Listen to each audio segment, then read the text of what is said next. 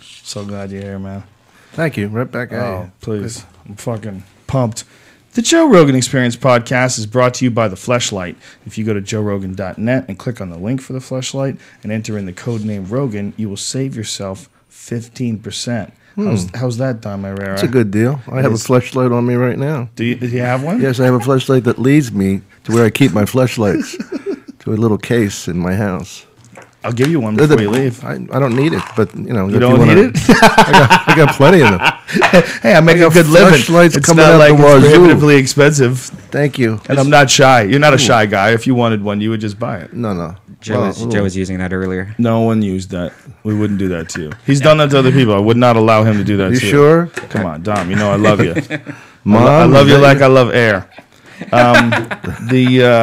We're also brought to you by Onnit.com, makers of Alpha Brain, the nootropic supplement. If you're interested in any of this stuff, I suggest you checking out our website, A, Onnit, ONNIT.com, and B, just Google nootropics and read all the pros and cons on it. Don't just go out in there and buy something. But if you're interested in our stuff, it's a full spectrum nootropic. It's all balanced out and explained online in as much technical and scientific detail as we can. We're actually funding studies on this right now, and we're hoping that it's going to be done at Boston University. If it's not, the other option I think was University of Australia. One of the universities in Australia. I don't If know that doesn't work, Columbus State. You couldn't We're going to find some. couldn't get a closer option. We're going than to Australia. find some Komodo Island dudes that are selling certificates. We have a 100% money back guarantee. This is the most important thing. Oh, yeah, but who wants to go through that? You don't have to do anything. Yeah, you to don't get have to the send money it back, it's not worth it. Some people it is. Well, first of all, what does a supplement do for you? The supplement is a cognitive enhancing supplement, Dom Irrera. It makes your mind function a little bit better. A little neural cup of coffee, if you will. What were we just talking about? I forgot. Taco Bell has these Dorito tacos now. It's the Shell's Doritos. That's not what we were talking about. We were talking about vitamins, you dirty bitch. Vitamins and discounts, and the fact that you could send it back and you get 100% of your money back. Can you take out 100%? Can you drink with them? Oh yeah, yeah. Okay. It's a vitamin. That's what I always ask a doctor whenever he gives me something. There's certain nutrients that they've discovered, that help Alzheimer's patients. There's nutrients that help people after they've had some head trauma. That was what Romanowski stuff was based on. I know you're a big football fan. Yeah. Bill Romanowski has his own very similar line of this kind of stuff. He's got something called Neuro 1, which I also like, and maybe some people might like even better than Alpha Brain because it's a drink, and you could just mix it up. Like some people don't like swallowing pills. I don't give a fuck. I take 2 Alpha Brains and I'm straight. I like But this suppositories. Neuro 1 is good. You like it up the ass? Just for laughs. Just for the giggles? I never did Just a for the suppository. story? Just for I like a sitz bath and a good suppository. I never did a suppository. But you know what? I met Romanowski in Denver where the Broncos were training in Haley, Colorado. Yeah. And they told me, I wanted to interview him. I used to have this show called Offsides. That was on Comedy Central? Yeah, I remember that. And they said, you don't want to interview Bill. And I said, no, I do. So we go to lunch. The whole place is filled. There's a table for 8. It's empty with just him sitting there. That's how crazy he was. Nobody wanted to eat lunch with him. Wow. But I've talked to him subsequently. He sounds cool. Well, you know what, man? The dude had a ton of concussions. Yeah. A ton of concussions. And that was the reason why he created this Neuro 1. I watched a whole interview with him about it. Fascinating stuff. The guy realized that he was having problems, and he tried to counteract that with nutrients. And so that's I was taught this by or first exposed to his stuff by No Name from remember Sarah and No Name on he Alice? drank piss. Yeah, he did. I did too. For what? It's just a joke. No, he did. Just Remember? for a gag. Yeah, he did. San Fran piss. Oh, yeah. On Google. No, I mean I Google. did it for a joke. Who's Yeah. piss? I drank my own. I wasn't going to drink anybody else's. Oh, well, I thought maybe you're dominatrix. No, how dare you, Dom? You dirty boy. Oh, I was bad last night. Anyway, check out. My So just a free plug for Mr. Romanowski because I enjoyed his stuff. Check out Neuro 1. If you want to check out our stuff, go to onnit.com. We have ONNIT, not just Alpha Brain, which is something that I use every day. And again, as I said, it's 100% money back guarantee on the first order. You don't have to. It's 30 pills. You can't get a big giant bottle and then you'd be like stealing. But 30 pills, the first 30 pill bottle. We want to make sure that no one feels ripped off. I use this stuff. I've used this stuff way before I was associated with Onnit. I believe nootropics are an effective way to give yourself a little mental edge. And I also believe in regular vitamins. I tell people I drink kale shakes. I try to do it every single day. This big, crazy mixture of greens. I take all sorts of vitamins. I take all sorts of antioxidants. I try to drink as much kombucha as I can. I take acidophilus. I take a lot of like healthy live cultures, and I absolutely know for a fact by my own personal experience that that's enhanced my life. This is the guy that just had a pastrami sandwich. Yeah, I can put that shit away. I put that shit away. You know why? Because I'm gonna do kettlebells in 2 hours. What's that? I had toothpaste. I have these giant iron cannonballs that I swing around. I got to show it to you. You'll love it. It's the craziest exercise ever. It's this Russian strength training where you're swinging around these fucking giant cannonballs. So every movement is a compound movement that requires your whole body to work as one unit. So it transfers very well athletically, like to jiu-jitsu or to football or even about, you're a good basketball player. It would transfer even to that.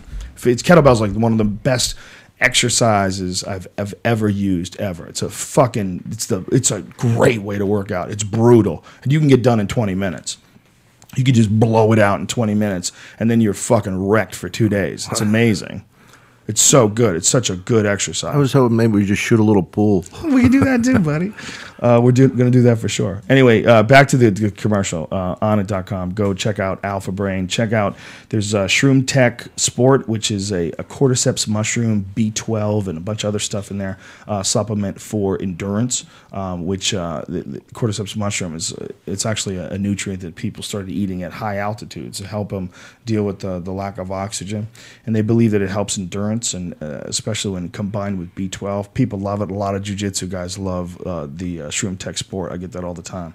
And Shroom Tech Immune is another one that's also a mushroom-based supplement that actually enhances your immune system. So a fascinating concept the way it works, being that it tricks your body into thinking it's like a cold. So your body fires up its immune system for a fight that never takes place. Mm-hmm. I chew coca leaves before I go into the Hollywood Hills. It's a good move. Because of the altitude. Could you get those? You know a guy? Yeah, I know some guys. I know some Bolivians. You can't grow that shit here. Can you grow it here if you have a greenhouse? How does that work? You can grow anything if you have a greenhouse. Why the fuck? Why don't they have greenhouse? They should have more greenhouses. Full of coke. I never saw a greenhouse. Yeah, why is everybody growing coke in the third world when you just get a nice greenhouse? Yeah. Is it like undercover? Am I blowing up their spot right now? Probably. Should I not be talking about this? No. Onnit.com, Onnit. Go check out all the shit. New Mood, it's a 5-HTP and L-tryptophan enhancing supplement. And enter in the code name Rogan and you will get 10% off all of your orders. And remember always the first order of 30 pills, if you don't like it, if you think it's bullshit, if it's not for you, whatever you feel, you can get 100% of your money back. You don't even have to return the product. We're way more concerned with people not feeling ripped off than we are with making money. All right? I have a question. Trying to keep it on the level. I have a question. Is there a show with this commercial? This is over. The commercial's over, and then we go on for like 2 hours. Oh, no. Just talking shit. Ready? Why did we have lunch together? We talked about everything. Dumb. Let's relive our lunch. What are you doing, Brian? Nothing. What happened? Did you slip? Sorry. Are you a DJ now? I am a now. Have you been hanging out with Russell Peters? I have been. All right, give me some Dr. Scratch. Give me something. We gotta have Nick Diaz. The Joe Rogan Experience. Train by day, Joe Rogan podcast by night, all day. Train by day, Joe Rogan podcast. Stop. Is that Joe Diaz? Yeah, I don't think you should do that anymore. I don't think that's entertaining. I don't like that. Okay, I don't like that. I want to hear Nick Diaz's voice. It's Nick Diaz, a fighter, a UFC guy. Oh, really? It was the coolest thing ever. He won a fight, and then after the fight, he goes, "Train by day, Joe Rogan podcast by night, all that's day." Cool. Oh, it's the greatest moment of my The Joe life. Rogan Experience. Train by day, Joe Rogan podcast by night, all day. So, this guy likes fucking around with the speeds of things. He's got some technological ADD going on. Dom Irrera, welcome to the show, my friend. Rogan. Thank you, lad. So happy to have you here. Dom Irrera, just to all you folks out there in the cyber world, is a guy that I actually paid to see before I got into comedy. I was a huge fan. And I loved stand-up comedy. I loved watching Evening at the Improv. And I took a date to Nick's Comedy Stop in Boston to watch Dom Irrera. I think maybe I had done an open mic, like maybe once, maybe. I might not have even. It might have even been before. But I remember I watched you up there, and one of the things you first of all you fucking killed, and you were one of the few guys that could survive that crazy Boston gauntlet that they used to throw at all the national headliners. But they liked me, and they loved you. Yeah, so everybody loved you. But it was a tricky situation, that Boston gauntlet they used to put people through. They would take a guy Follow this. Yeah, Billy Crystal, would come into town, right, and they would make Billy Crystal. They would purposely put up the best local guys: Steve Sweeney, Don Gavin, Kenny Kevin Knox, Rogerson, Kenny Rogerson, Dennis Leary. Everybody would go up with 15 minutes of fucking fury too. Everybody did short sets. Then you're supposed to do 50 at the end. Yeah, and then at the end. But first of all, they've made everyone laugh with every local reference humanly possible. Yeah.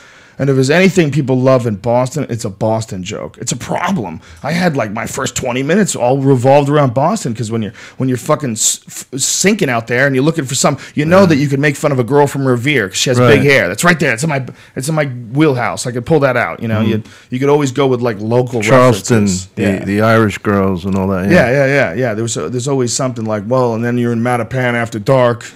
Woo! Speak Spanish. Yeah. You could do like local jokes, and you survived. You're one of the few guys. I saw a lot of guys eat a fat bag of dicks.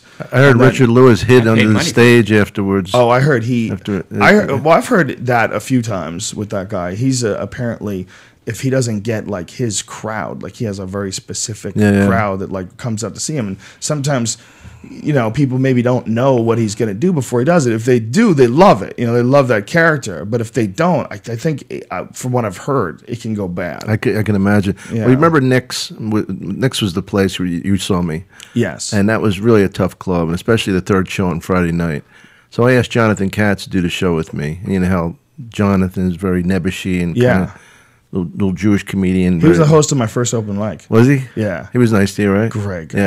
Yeah. And I said, John, do the show with me. He goes, I can't go in there. I said, come on, I'll protect you, I'll watch your back. So he goes up. They actually started heckling the back of his bald head before he got to the stage. They're fucking booing him, right? For nothing. He didn't even say anything. Yeah. And he goes up and he goes, precisely. And just walks off the stage. But they booed him before he talked. I love that. Boston was an interesting mix of college-educated people and savages. Yeah, it is one of the I think it has the highest amount of colleges per capita in the country. And I couldn't get in any of them. Yeah, I used to see street fights there when you didn't see them anymore. You see guys that they didn't go home from work. They had a tie, white shirt hanging out. Battling each other. There's still fights in Boston. Boston dudes will still fight. It's one of the few places where you're probably not going to get shot. No. Dudes would actually want to duke it out with you. You might get stomped, but not shot. Well, you could get shot, though. Everyone has baseball bats, but no one plays baseball. You run into the wrong kids from Southie, you could get shot. Anybody could get shot there, too. But you do definitely see like more fistfights there. Yeah, I always think of you as a New York act. Well, I was born in Jersey. But I got better in New York. When I was I developed in Boston, but I was only there for 4 years doing stand-up. Right. I moved to New York only 4 years into my act. It was, and I got a manager. So my manager, who's still my manager to this day, it was selling me as a headliner, but I wasn't really a headliner yet. You didn't have the minutes. You probably had the talent, but not I had a good solid 15 that I would drag out to 40 if the crowd was right. Remember the first time this guy Hiram Caston? I remember that guy. Got me a gig for $75, and I had to do 45 minutes. I said I only have 25. He goes like Jesus with the fishes. He goes, go out there, do it. It will come. It will come unto thee. And I don't know if it came or I just did audio, crowd work because I didn't have the time. Oh, yeah, those were silly days. I couldn't believe people could do 20 minutes. When I had 5 minutes, I go, how the fuck did I remember 20 minutes in a row? What's the longest flat-out set of just stand-up you've ever done? I'm not real good at real long set. I probably an hour and a half. That's about all you should do, right? I think I love a 45-minute set. Yeah. Boom. A crusher, right? Just get off wanting, them wanting more instead of, Yeah, I've done too long. I used to do these Q&As at the end of my shows. Yeah, but that's different. At least it goes into something else. Nah, it was getting too long. Seinfeld used to do that. People were falling asleep People near are the bored. end. They get bored. Girlfriends are like, yeah. You know, you can only talk. No, but I don't care who. And maybe it was Charlie Murphy that said this. It might have been. Oh no, it was Joey Diaz. I've never heard Charlie Murphy quoted before. Oh, I quote him all the time. Man. Yeah. Charlie Murphy. Get to know Charlie Murphy. He's a deep dude. Is he really? I don't know him. He's a deep dude. He says some pretty interesting shit. He's a great fucking storyteller too. he's a good guy all around. Yeah. Charlie, you would like Charlie Murphy, Dom. You would like. I'm that sure guy. I would. Yeah. It's always weird for those guys whose brothers, like Tony Rock. Yeah. Chris Rock's brother. Tony Rock is fucking He's great. good. Yeah. He's fucking funny, man. I hadn't seen him in years, and I saw him at the Improv, and I had to go up to him afterwards. I go, dude, I haven't seen you in like a long time. Like, I go, God damn, you got good, man. Yeah, he's got that glint in his eye that makes you laugh. Yeah. There's just something goofy and funny and really smart about him. Friendly on stage, too, like fun on stage. Like, you want to hang out with him. Like, you want to have fun with him. You know, when you get to see a guy who's enjoying himself up there, it really makes you, see when a guy's not anymore. It's one of the saddest things about our business when you see a guy who's just, he doesn't even realize what he's got. He's got the greatest job of all time. I know. It's the other night I was late for work, and I worked 15 minutes, and it was at 10 o'clock at night. I was taking a nap. I was fucking late for work. How sad is that?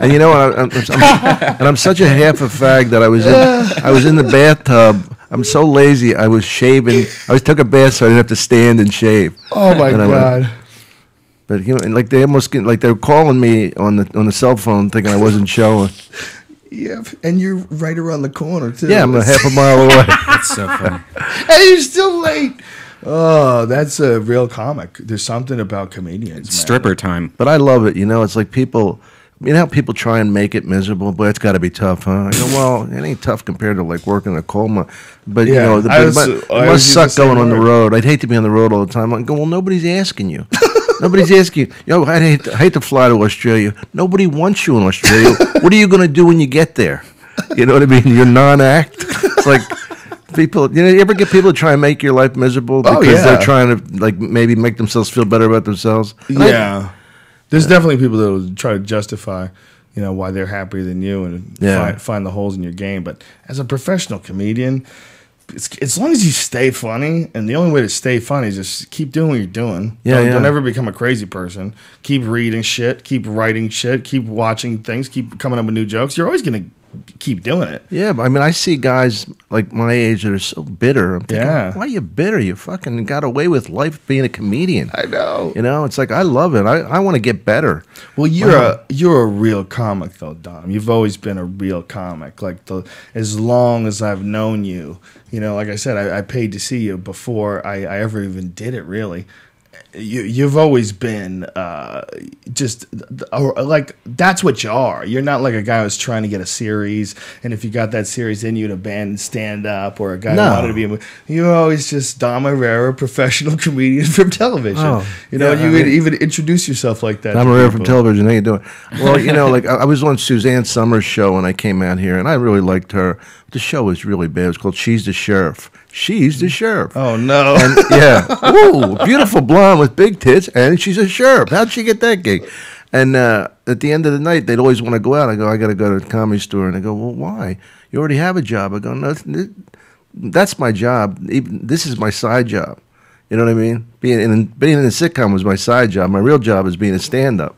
And that's the way I take it. Like, even any times I got series or anything else, I love acting. I love working with people, but I love stand-up's my favorite. It's the most fun thing ever. We used to talk about it after when I was doing news radio. I'd come back to the store, and you'd be like, yeah, there's nothing. Doesn't matter what you're doing. You still want to go up there and kill. I remember we talked about it and saying, because I remember because you were getting these series, and I was like, always practice stand-up. I tell Daniel Tosh that because he's on top with the Comedy Central thing, but he practices stand-up still. Yeah. And what happens when we get fired from a series? We still got our job. Right.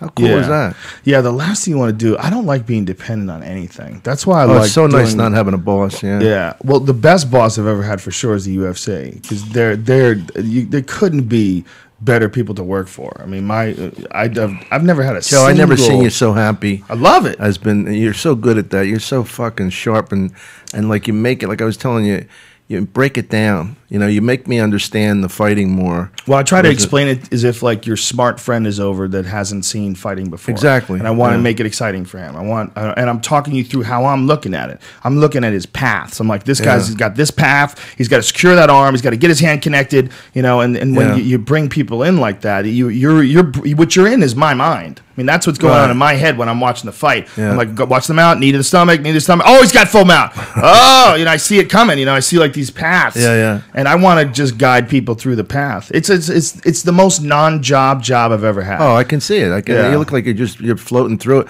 You know what? I love it.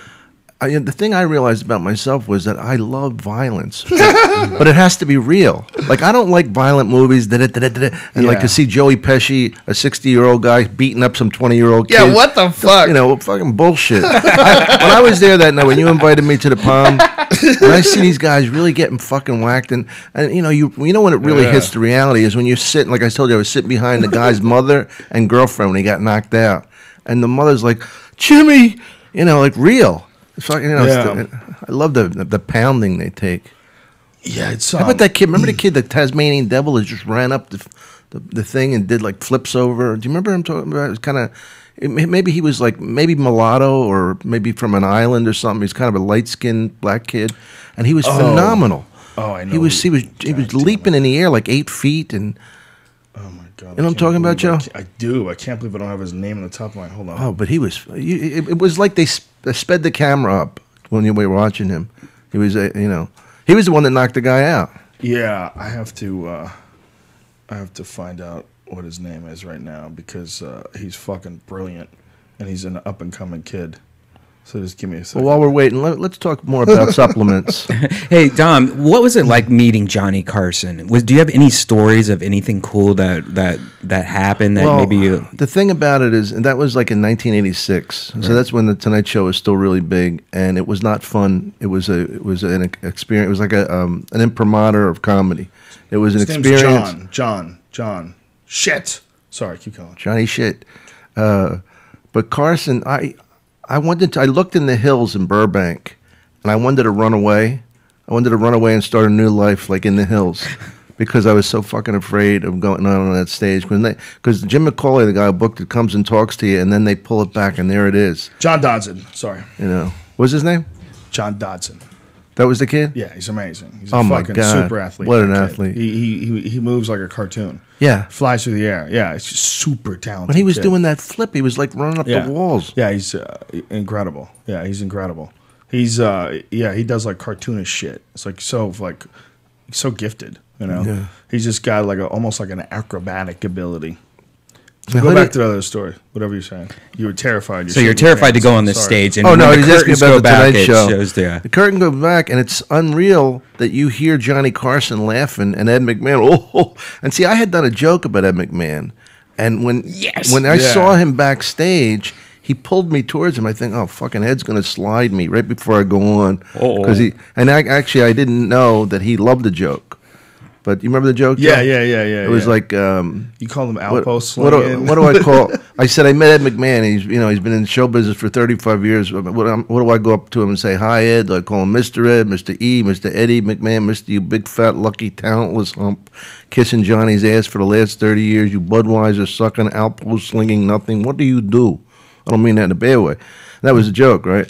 Not a nice joke, but hopefully, he took it in the spirit that he was a big success and I was a new comic, and that's the way he took it, That's awesome. I watched Johnny Carson every single day. I never missed it. And I was a kid, and there was no VCRs when I was a kid, but I would sit there and watch it every day. I think I remembered you from that when I first moved to L.A. I met you at the Comedy Store, and I was like, from Johnny Carson. I for sure saw young Carson. I saw a bunch of guys on Carson that wound up being great comedians. I saw Jenny on Carson for the first time. He was a great comedian. He was a great comedian. Did Ed smell like Jack Daniels? Isn't he one of the most underrated guys, don't you think? If you go back, Probably the people wouldn't know, Yeah. but they'd know. They'd go, "Oh yeah, that guy." But yeah, as far as like, do you remember how strong his act was in like the late '80s? The late Yeah. '80s, like '80s, like in the early '90s, he went to East Side Comedy Club, and they said he did 3 different shows in a row, 3 complete different hours, completely different from beginning to end. yeah, he was mad at me for like 10, 15 years because when he started out, he only had 25 minutes, like a lot of us, and I had to cover for him. And me and this guy Mitch Walters, we were in Florida, and at this place called the Comic Strip, and I say we'd squirrel his money in the daytime. We would buy all the food for the place. Then he'd buy chicks at night, buy drinks for chicks at night. And so we started calling him Squirrel. And, it was just like normal ball busting, like very mild hazing. But he took it real seriously, and he was hurt. And he was mad for years. I go, but Rich, we were just kidding. But, he was the kind of, I didn't know that he was so psychotic that he was in that kind of pain that he would shoot himself. But... I did see symptoms of an incredible insecurity, an incredible holding on to things, Right. But I mean, Isn't it? That's so common with like really good comics, isn't it? There's like so many good comics that are just so fucking nutty. All of us are. Yeah. I straddle reality a lot. I do. If it wasn't for alcohol and Xanax, I wouldn't go out of the house half the time. Really? Yeah. Yeah, definitely. I have agoraphobic feelings. I don't really turn into the Oprah thing, but when did that start happening? Oh, since I was a kid, since I was Really? abandoned in the Yellowstone National Park. I was abandoned in the Grand Canyon, so I have a fear of widths. I don't know. Wow. I don't want to get too heavy, but yeah, I've always had. You don't have any neurotic. You things? you weren't really abandoned. No. That's just a joke. It's not even a joke because a joke would be funny. That was kind of so funny. it's just a say. It was just shocking if it was true. I was thinking it was if you true, were and on I was stage, I would start laughing because I would go. You mean "Clearly you were this being isn't sensitive? true." I thought you were like underneath a tree, and I was thinking about like little squirrels coming up and kissing you and stuff. Yeah, trying to wake me up. I read this story recently about this guy who got killed by a bear real recently, and they had to track down the bear that did it. It's happened twice in the last year and in Yellowstone, and it hadn't happened before since like the 1980s. It's pretty uncommon. But this one, unfortunately, wasn't just a kill. They had eaten part of this dude.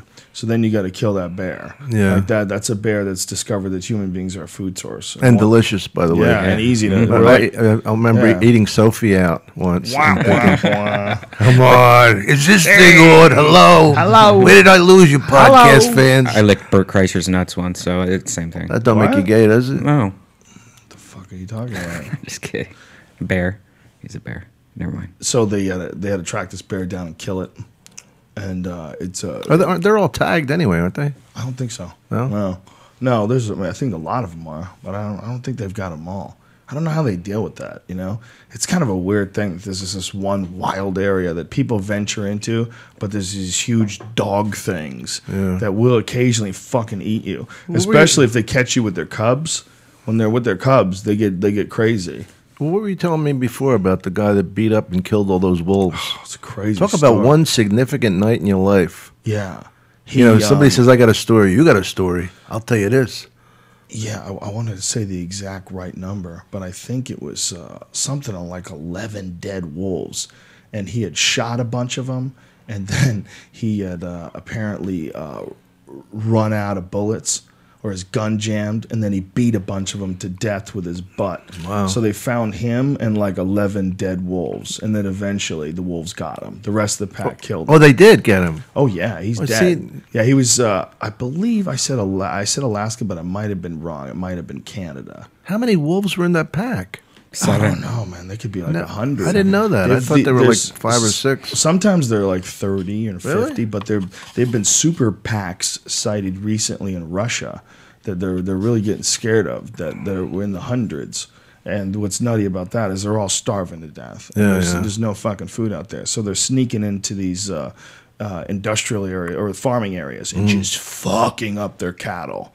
just going in there. I mean, you're talking about 100 wolves just coming in a mass swoop. Could you imagine if you're living, you're some poor fuck that's you're a sheep farmer in Siberia or wherever the fuck you are, and you're just taking care of these sheep, and it's freezing cold out, and you hear them, you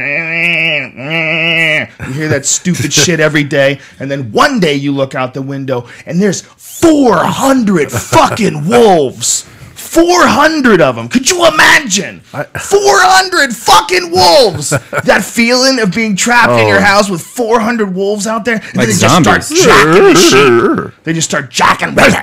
Just tear them apart right in front of you. Showing their teeth. Oh, my well, God. Joe, I told you, I made a confession to Joe this week that I didn't want, I finally told him why I didn't come over his house because I was afraid of his pit bulls. And, I know that they all I pictured was the bull flying through the air and latching onto my jugular and Joe screaming, "He never did this before." He's really a sweet dog. They were great with people.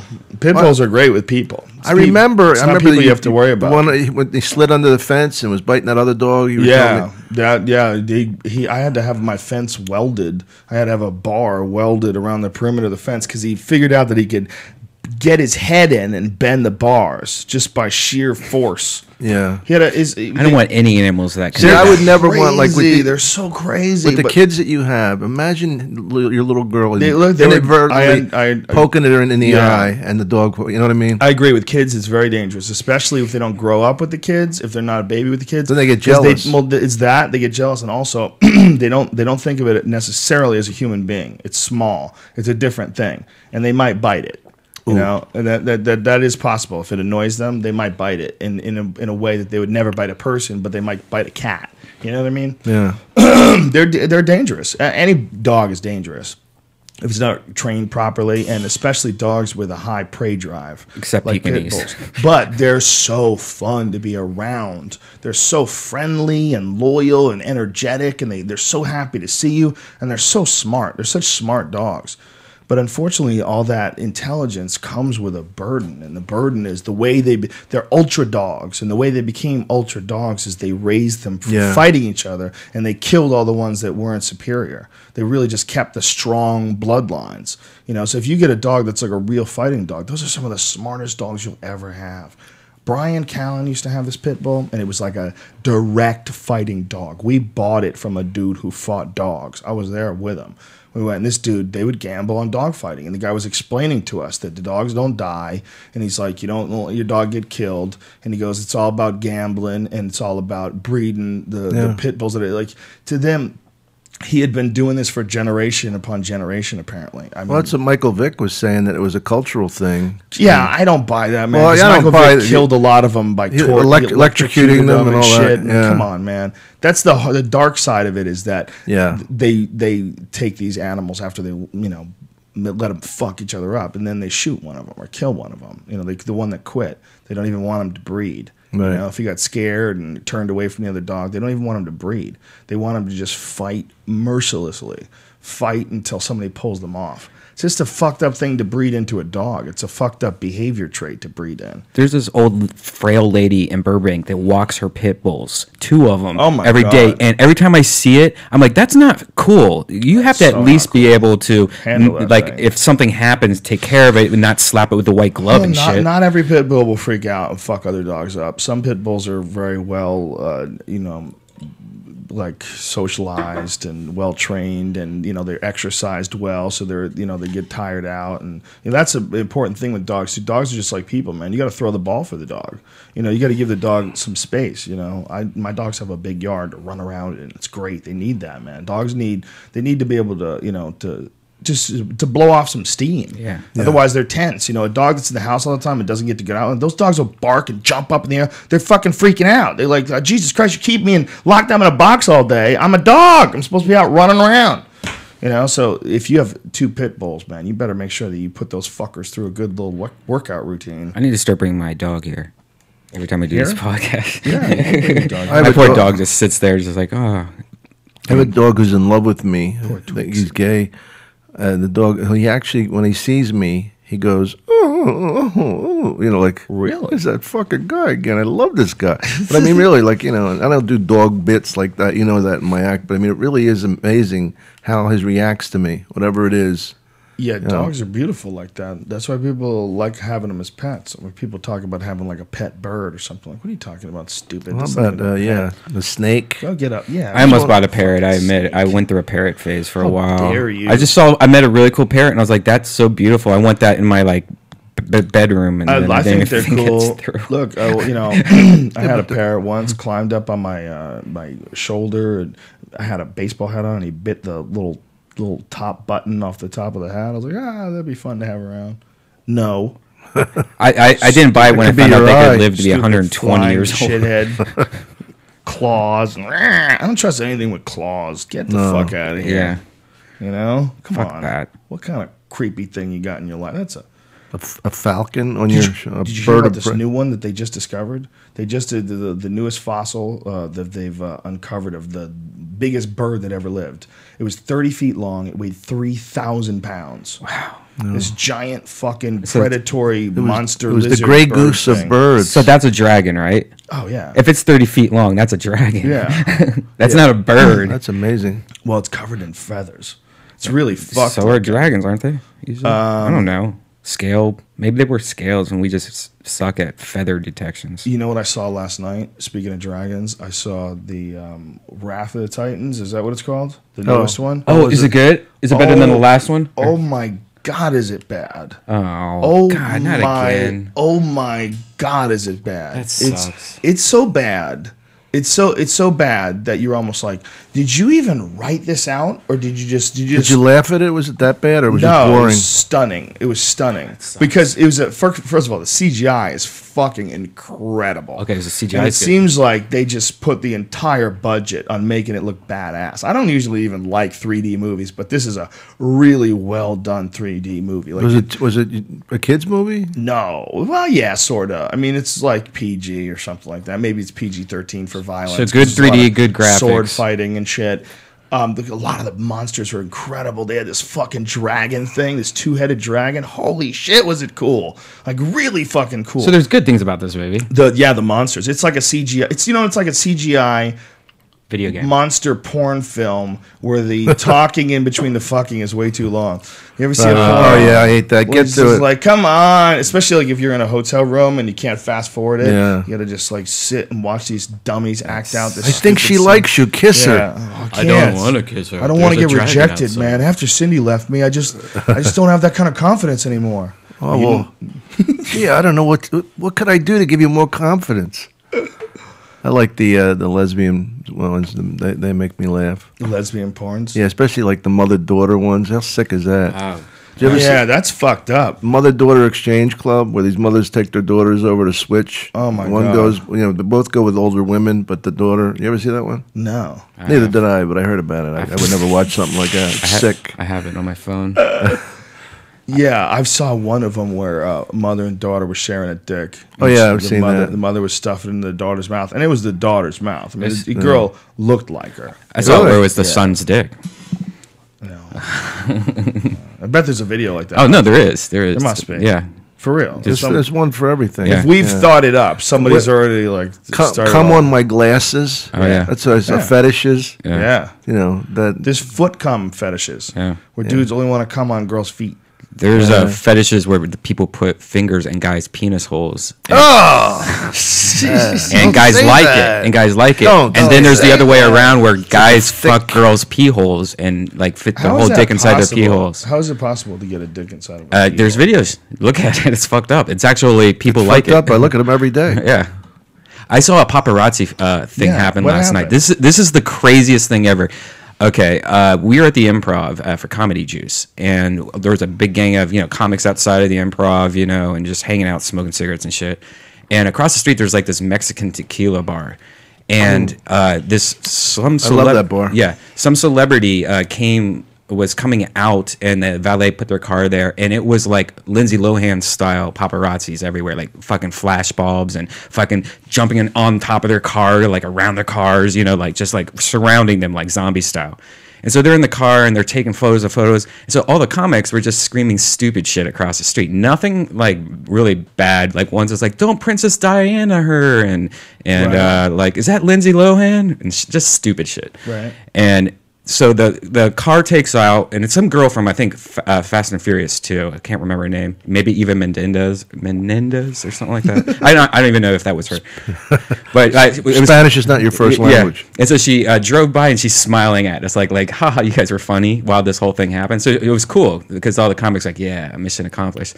But then as second they left, all the paparazzis, this big gang, just fucking slowly started walking into traffic, like cars honking the horns, like slamming on their brakes, and they didn't give a shit, and they were just walking across the street and then getting up into all the comics' faces and going, "You got a fucking problem, man?" And like they were like Paparazzi all about were doing that? Yeah, and they were all about to like fucking just start beating the shit out of all these fat improv comic guys. Aggressive paparazzi? Yeah, it was crazy. And Really? then I pulled out my iPhone and I started recording it because that's what I thought I would do. But unfortunately, the FaceTime was facing me, but I didn't notice it. So you it's just my face going. You got your reaction. But then halfway through it, I look over. I'm like, oh fuck, and I turn it over, and then I show them all like walking away, like gang style, like walking through the street, like a fucking gang fight. Right? It was fucking crazy. So then once they all take off, and suddenly one of the paparazzis came back on this like motorcycle going down the wrong way of Melrose. It's like in and out of cars, like scary. It was scary as fuck. He slams on brakes across the street, talks to the valets, he like points over to us, and then fucking just takes off and blows through like 2 red lights. And I was just like, what the fuck why- are these what did they paparazzi expect you to gang do? members? It was scary, dude. It was like I was just sitting there going, what the like. Well, you got to think who these people are. They're Yeah. they're stalkers. They're professional stalkers. They're terrifying. Those guys are terrifying. Well, they also, I think they have to fortify because a lot of people like lash out at them. Yeah. You know. Well, now a lot of people don't like. Can you imagine that. being Lindsay Lohan though, or somebody like that, and just Yeah. having that shit happen to them? That's scary, I bet it is, man. I bet it is. man. What would you do? That's why I think the AIDS blood thing I was talking about. Like, you had AIDS blood and just started like winging I it think around. Really, honestly, I don't think it should be legal to have a gang of people just standing out there with a camera and photographing someone like that and freaking people out, and especially when they're walking into traffic like that. Like that should be something you should be able to get in trouble for. Yeah.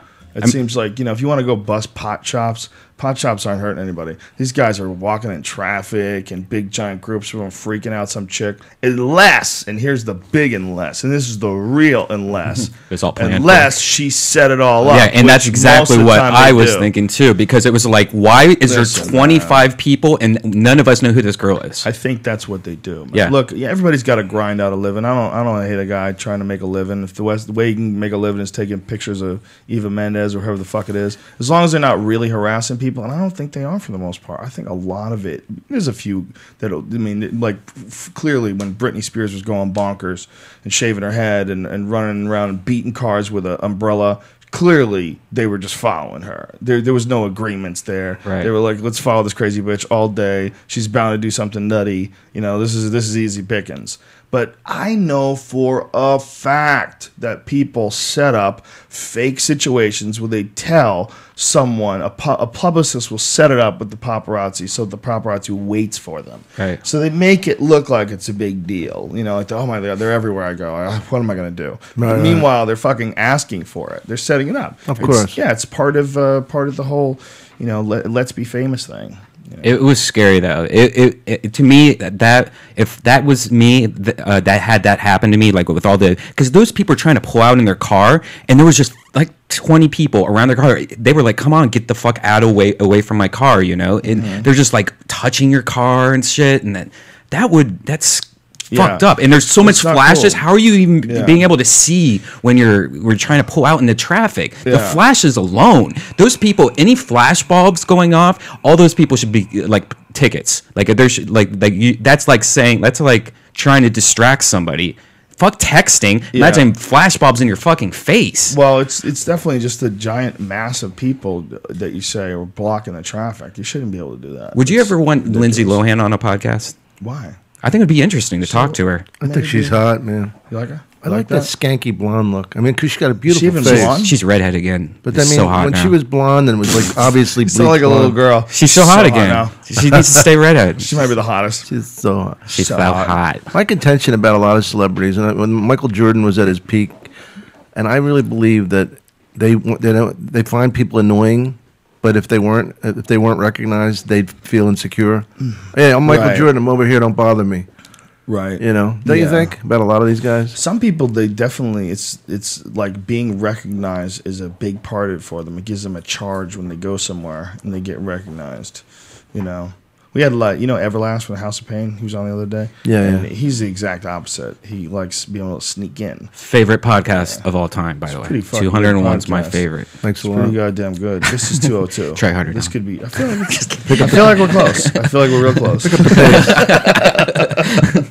No. The reason why I liked it is because he played live acoustic songs. that's Me and cool. Joe pretty much got our own concert I by love Everlast. that. It was And fucking awesome. The songs were like new songs that we had not heard before, and they were really good, man. He's a good fucking songwriter. I was having heart palpitations. Anybody that can do what you can't do that you love, Yeah. it seems so impossible. You know, because when people go stand-up comedy is so hard, and I'm thinking, you're Yeah. playing a 12-string guitar, Yeah. like this neurosurgeon friend of mine. That's I know hilarious. people laugh for like we can't have a neurosurgeon friend because we're like joke monkeys. That's not what I'm at. I just go ahead because I know what you're gonna say. Go ahead. What he says, I can never do what Yeah, you do. exactly. Yeah. Yeah. I mean, well, he's a neurosurgeon. I mean, that's hilarious. And he said, but he said, I can never do what you do. I said, but at least you can kid around a little. You can kid around with your family, make people live. I can't do a little neurosurgery. Yeah. You know, I that's can't. funny. But it's true though. You can't pop into the OR. Hey, how's everybody? Guess who's getting their head cracked open? Well, there's a lot of people that wish they were funny. There's a lot of like really staid. A lot of people think they're funny impersonal too. people. Some people think they're funny, but there's a lot of people that wish they were. Yeah. And just for whatever reason, they can't figure out how to do that. What is that? Do they take themselves too seriously? I don't know. I Do think they they're not? deluded a lot of times. That there was a guy. He said, I'd like to be a comedian. He goes, but I'm not funny. And I go, well, I'd like to be a fucking trapeze artist, but I'm not very acrobatic. You know, what I mean, like, if you're not funny, how can you be a comedian? And we know a lot of comedians that aren't funny, but they're successful because they know some of the tricks and they're good looking or they're good at marketing themselves. You know, Yeah, there's a lot of that. There's a lot of people that get to a certain level, and you're like, wow, really, you got that far? That's amazing. yeah. With that, But they like piece together an act based on what they think is relevant right now. Right. Like, instead Well, of, there's certain key things you Yeah. can always say and get applauses. Yeah. Especially like if you're doing like a specific ethnic cultural thing. Say like you're doing like a Latino. Oh, brother, boom. Like, mira, you say a couple Spanish words and you get like a big thing. You know what I mean? You see Right, it with, right. with any kind. I see it with Italians. I see it with Yeah. blacks. Right. What's Yeah. up with that? Man, what's up? Man, and the white guy Don, goes, that's a really good black impression. That's really good. are you serious, Joe? Yeah, it's pretty good. I thought it was a black guy in the room with me for a second. You close your eyes. Go ahead. What's up with that? What's up with people who say what's up? Holy cow. It's amazing. Samuel Jackson's here. Dom was the host of one of the first TV shows I was over on too. Remember we did that thing in Montreal? Was it Comedy from the Danger Zone or something? yeah, like yeah. that? Right. That was fun. Yeah. What a I remember bringing you up. Yeah, that was fun. Montreal. That was one of the best festivals ever. That was a fun festival. miss I love that Canada. city. It's a great city. Yeah, talk about fucking hot girls. Oh Lord, Even my goodness. I'll say that. My Even the goodness. ugly sister is beautiful. There's a lot of pretty girls up there. My goodness. It's amazing. Sophie too, was pretty, because- wasn't she? My Sophie. Very pretty. Ooh. What's amazing is that right below that is monsters. It's fucking Maine. It's monsters. Really? Isn't that weird? Monsters. I know. Not all monsters, ladies. Don't get mad. I met some pretty girls in Maine. Don't get me wrong. Look, when I go home after living in Hollywood, and you see the staff at the Laugh Factory. Well, you haven't been there a while. Our staff could be like girls of the Laugh Factory. They're so beautiful. Wow. Right? I don't know who's hiring them, but it's either a woman who's not jealous of other women or a man because they're beautiful. And I go back to where I'm from, and not that look at me. It's not like I'm so hot. I'm kind of cute in a way, but people look like extras from The Hunchback of Notre Dame. You know what I mean? Like they're shuffling around and shit, and you get used to this level of beauty that's out here. It's a weird level of beauty, too. It's like a really hard to maintain level. Oh yeah, Katana. Katana, the Japanese restaurant. Next to the Yeah. store? Okay, Is that the place next to the we store? were in Jones one night, me and my friend. And he says, "Man, she's hot, huh?" I go, "Yeah, she's really hot, but she ain't katana hot."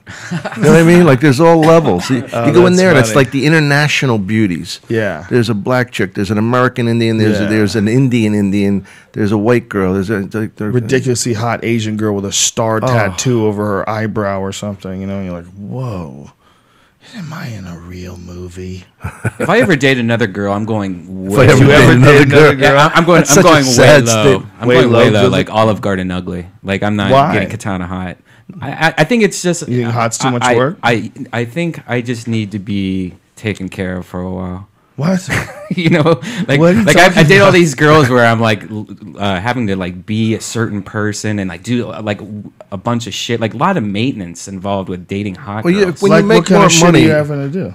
You know, like just I don't know, try harder. You know? What? You have to Try harder. I'm just what is tired that? of. What does that mean? Like, I'm just tired of trying so hard. Well, I you just need- want to go. you If I need- ever break up with my girl or whatever, and then like if I think the next girl I might date is gonna be a girl like in a wheelchair. Or wait a minute. Do you have a girl now? Huh? Yeah, sure.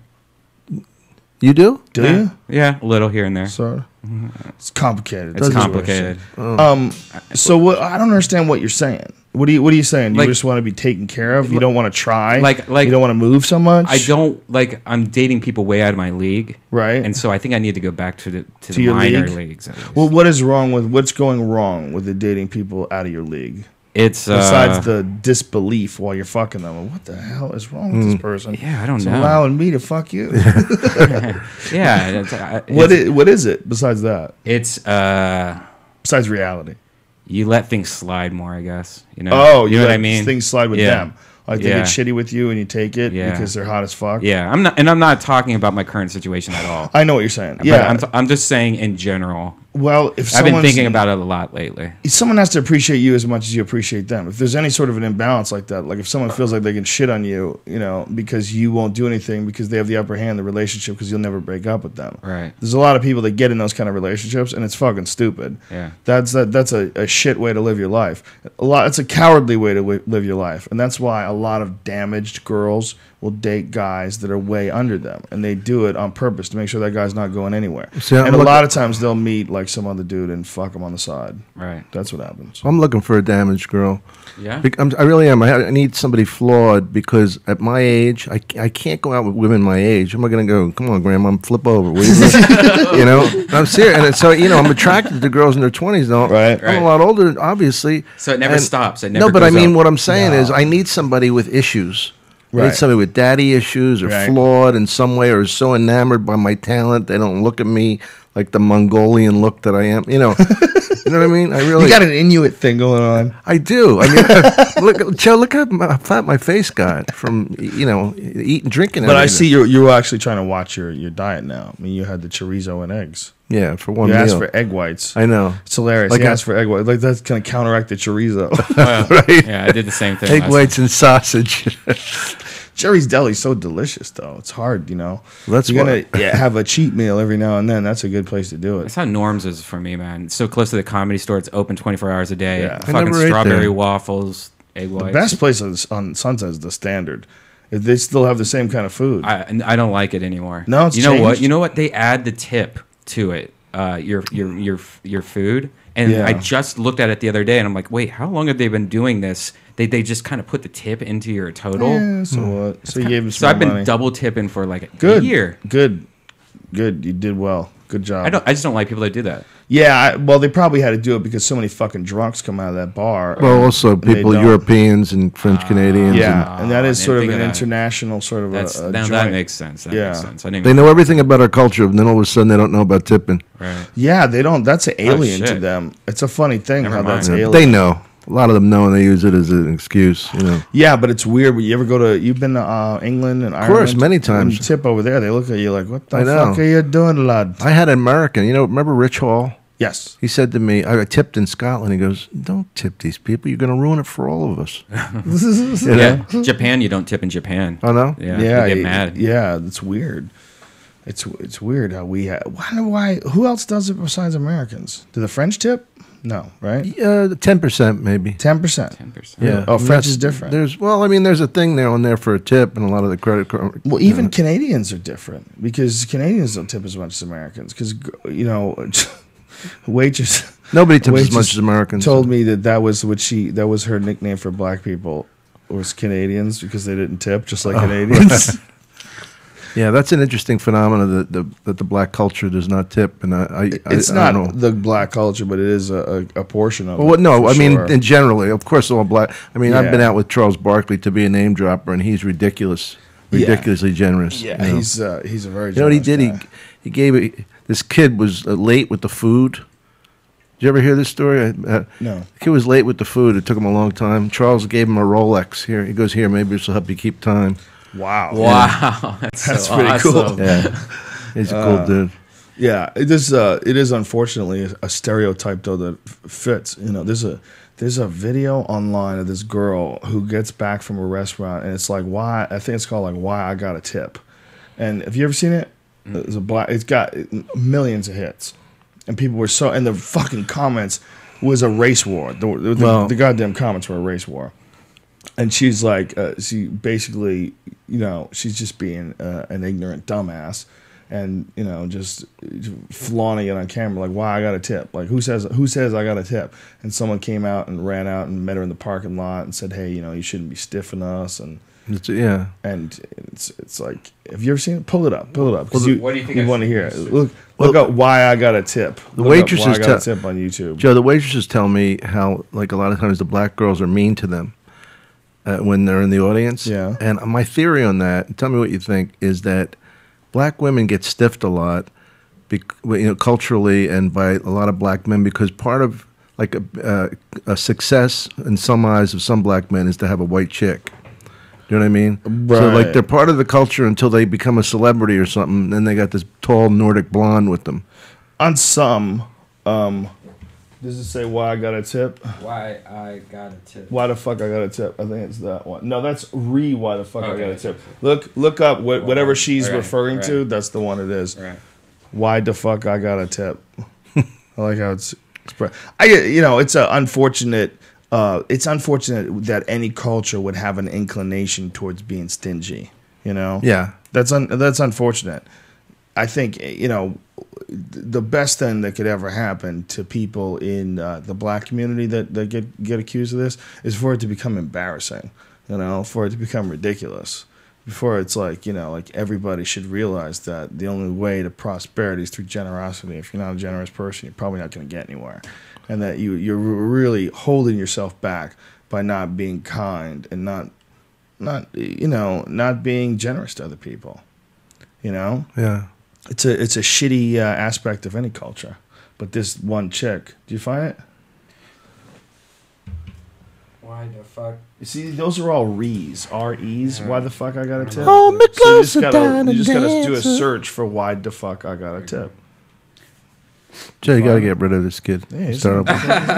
doesn't even have a goddamn laptop. He's got this silly iPad thingy. Thinks he's slick. It might just be not I on. don't even need it anymore. It's on, man. It might not be on YouTube anymore. I mean, it might have been on something you else. think like she pulled it down? See, I think it's called "Why the Fuck I Got a Tip." Yeah, and That's those are the- all Re's. Yeah. Do you think somebody pulled it down? Well, people were so mad at her, she probably did pull it down.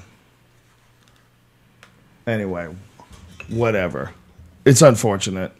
And then, I'll say this on the podcast, and I'll get a bunch of things on Twitter. Why did you say that, man? People angry at me, A lot of black people tip. Yeah, well, of course Absolutely they do. Of course Yeah, they do. But everybody knows. Will you tell me the that a lot of them don't? Yes. A lot of them don't Well, tip. that's our experience from living in clubs for the last 20 years. Yeah.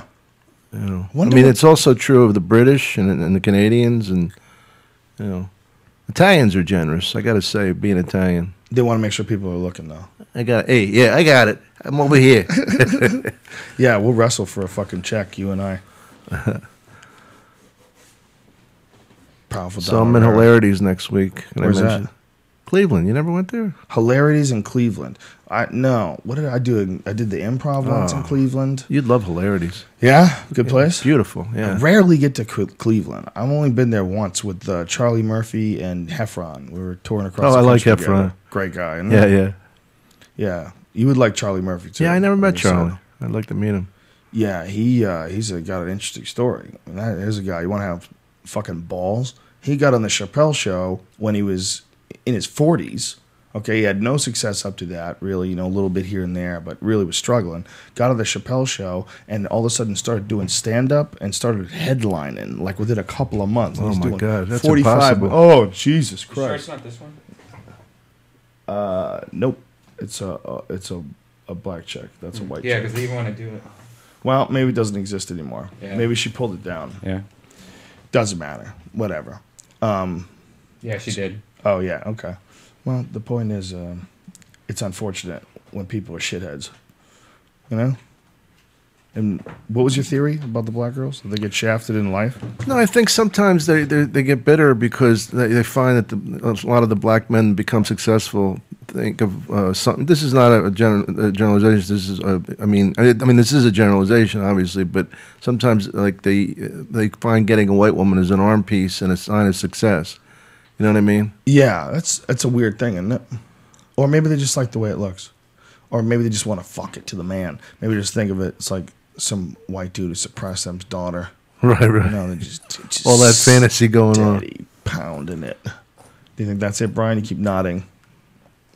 I'm just trying to think of something right How big your next girlfriend's gonna be? What are you No. thinking, $170, $180? I love him going back to an average girl. I got to get Yeah. myself an average or less than He's been average dating porn stars. The girl that I lost my virginity Porn to stars. added me on Facebook How today. fucking funny is porn star, the term, when you figure they could suck 2 cocks for the first time and never star. Imagine if the rest of show business is that easy. Yeah, I don't remember being called a comedy star when I did the Tonight Show. You know what I mean? That's I had true, done right? I had done HBO specials, all this shit. They didn't call me a comedy star. They called me a comedian. You are a comedy store. Yeah, that is interesting. It's like we're so uncomfortable with sex that when we throw the word porn around, we have to have something nice about Yeah. it. It's star, porn star. Rock it like a porn star. You know? Oh, he's a rock star. Do you still watch a lot of porn? No, I try not to. It's all about camming nowadays. What about you? No, but it's, I try not to, but there was a worm that came out, a Trojan. You were the telling Mac, like $500,000. Yeah, you freaked me the fuck out You last should night. get freaked out. Turn your Java off, son. You know what helped me was blood pressure medication. Yeah. Because with blood pressure medication, it lowers your libido. So now I feel just like I'm like kind of Irish. You know what I mean? Like just like I'm healthy sexually, but not nothing like crazy. a fucking monkey who has to fuck everything and all the time. And Yeah, Italian genetics. yeah, I mean literally. We both have those wonky Sicilian Well, yeah, genetics. yeah, we have that. Like after you get done fucking, you go home and jerk off thinking about what you just did. It's like that's how much fucking sex. Like I remember, like Sophie turning to me going, "How much do you need? Can you just play with my ass while I'm asleep?" Wow, is that what she said? Ew. Getting a little too comfortable with you, Dom. Is it because of the Alfredo? Chicken Alfredo? Is it like just all the Alfredo sauce? Yeah, that's what Italians are known for. Alfredo sauce. Mega. No, burger. it's caveman genetics. Is what it is. It's very simple. You know who was? We look like trolls. We're short, wide people. Like that's Sicilian look. Wide, fat head people. That one They want to Christy. fuck a lot. Remember Christy? Remember Christy, the redhead? Yes, She had a great body. Oh my god. She did. we're going in the Wayback Machine with Don Herrera's No, penis. was it? Yeah, right. Boners from the past. I Get remember out of my back- way. Back when I got hard-ons. I remember the boner of 95. Back in the Disney. I just got silk sheets. Have you ever owned silk sheets? No, it's because one I'm a man. No. Well, it's one of those things. Is like, why have I ever never done this before? It is amazing. Why would you ever have regular sheets? Why do It's they like fe- what you're do they feel laying like? there. It's like laying in a silky. Are you vagina. alone doing this? Yeah, It's nice. That's the image I'd like to get out of my head. I got You lying alone, naked. Just do you take your underwear off because the silk just feels Remember so those good? blankets that have the Just silkies pull on the it end? over one leg. Remember the blankets that had the silky on the end? You used to like put it against your cheek when you were a baby and like Yes. yeah, and all that stuff. Yeah. Imagine a whole blanket made out of that silky and you're laying that in stuff it. was I real can't silk. even Yeah, imagine real it. soft. It's so amazing. So it's only like $40 on Amazon. I highly recommend it. Just buy some silk sheets. You'll never buy regular sheets again. I don't think. Look at you, Brian. Do you do it all naked? I do it all the time. Who goes and buys sheets? Can you imagine Joe going out and buying sheets? You have to buy something. Can you rub yourself to orgasm just with your penis on the sheets? Probably could. Probably could. Yeah. I mean, it's really soft. Where do they get these? Amazon. Amazon. There's satin sheets. Picture Dom naked. Just arms flopping back and forth. Like a seal. Will you come for me? Yeah. I always love when they always say, "Will you come for me?" You know what that means? I'm getting Get off tired of me. jerking you off. Yeah. Get off me, you fucking freak. I hope Crazy asshole. I hope next week South Park's all about this. Oh, that's funny. I don't think paparazzi gang and silk sheets. Come Yeah, on, Trey. You come on, don't think please. people were really listening? About I the hope so. Bigfoot I think that would be stuff? so cool. It would be hilarious if Because what the we week talked about- before, I think this- anybody who watches that, if it would know you, if no one knows what we're talking about. There was we talked about this Bigfoot show, and then they talked about it on South Park, and someone on our message board said, "Oh, someone from South Park probably No, but heard you guys talking here- about it." I'm like, but hold on, but anybody who watches that Bigfoot show is going to get the same jokes. Yeah, but you're only missing half of it, though. What? Well, also in that episode, supposedly, I haven't seen this episode, but supposedly there was a part where he's like, don't just itch your buttholes all day or something like that, Cartman says. What? And then the week before, I have this whole thing at Death Squad where I take a piece of bread and I take cat bread, where I tell my Right. fans to send me photos of them taking a piece of bread, taking a hole out of the middle of the bread, and then putting their cat head through it. Right. And I've been doing it for about a month or so.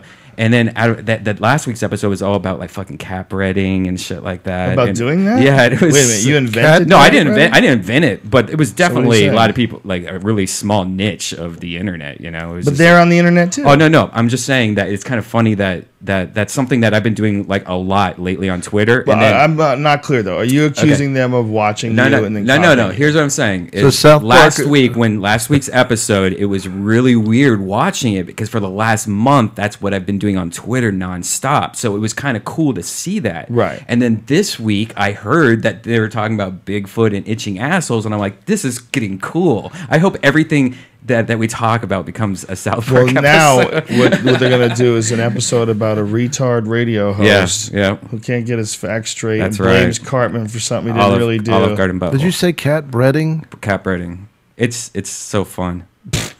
You mean, are you talking about breeding? Breading. No, you take the crust of a bread and you make a hole in it, and then put your cat's head through it, and you take a photo. He's a grown Cat man. breading.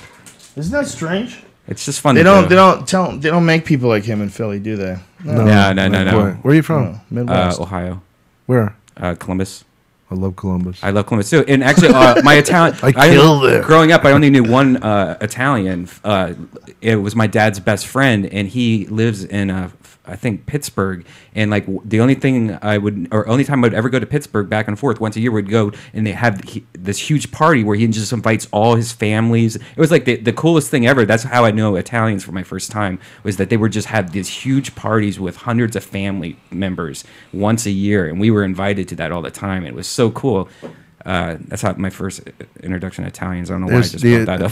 The Italian American Society comes to see me every year at Columbus at the Funny Bone. Really? And so they invite me to dinner the day I come in, which is Wednesday, and it's always fun. You know Dino, who hosts one of the shows. You've done the Funny Bone, haven't you? Yes.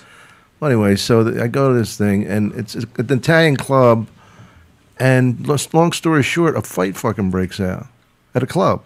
But they're all club members. It wasn't like a club club open to the public. They're having a vote for the president gets up and starts talking. This one guy goes, it escalated so quickly, like one of those, the fuck you looking at? Nothing. Who you calling nothing? Fuck you.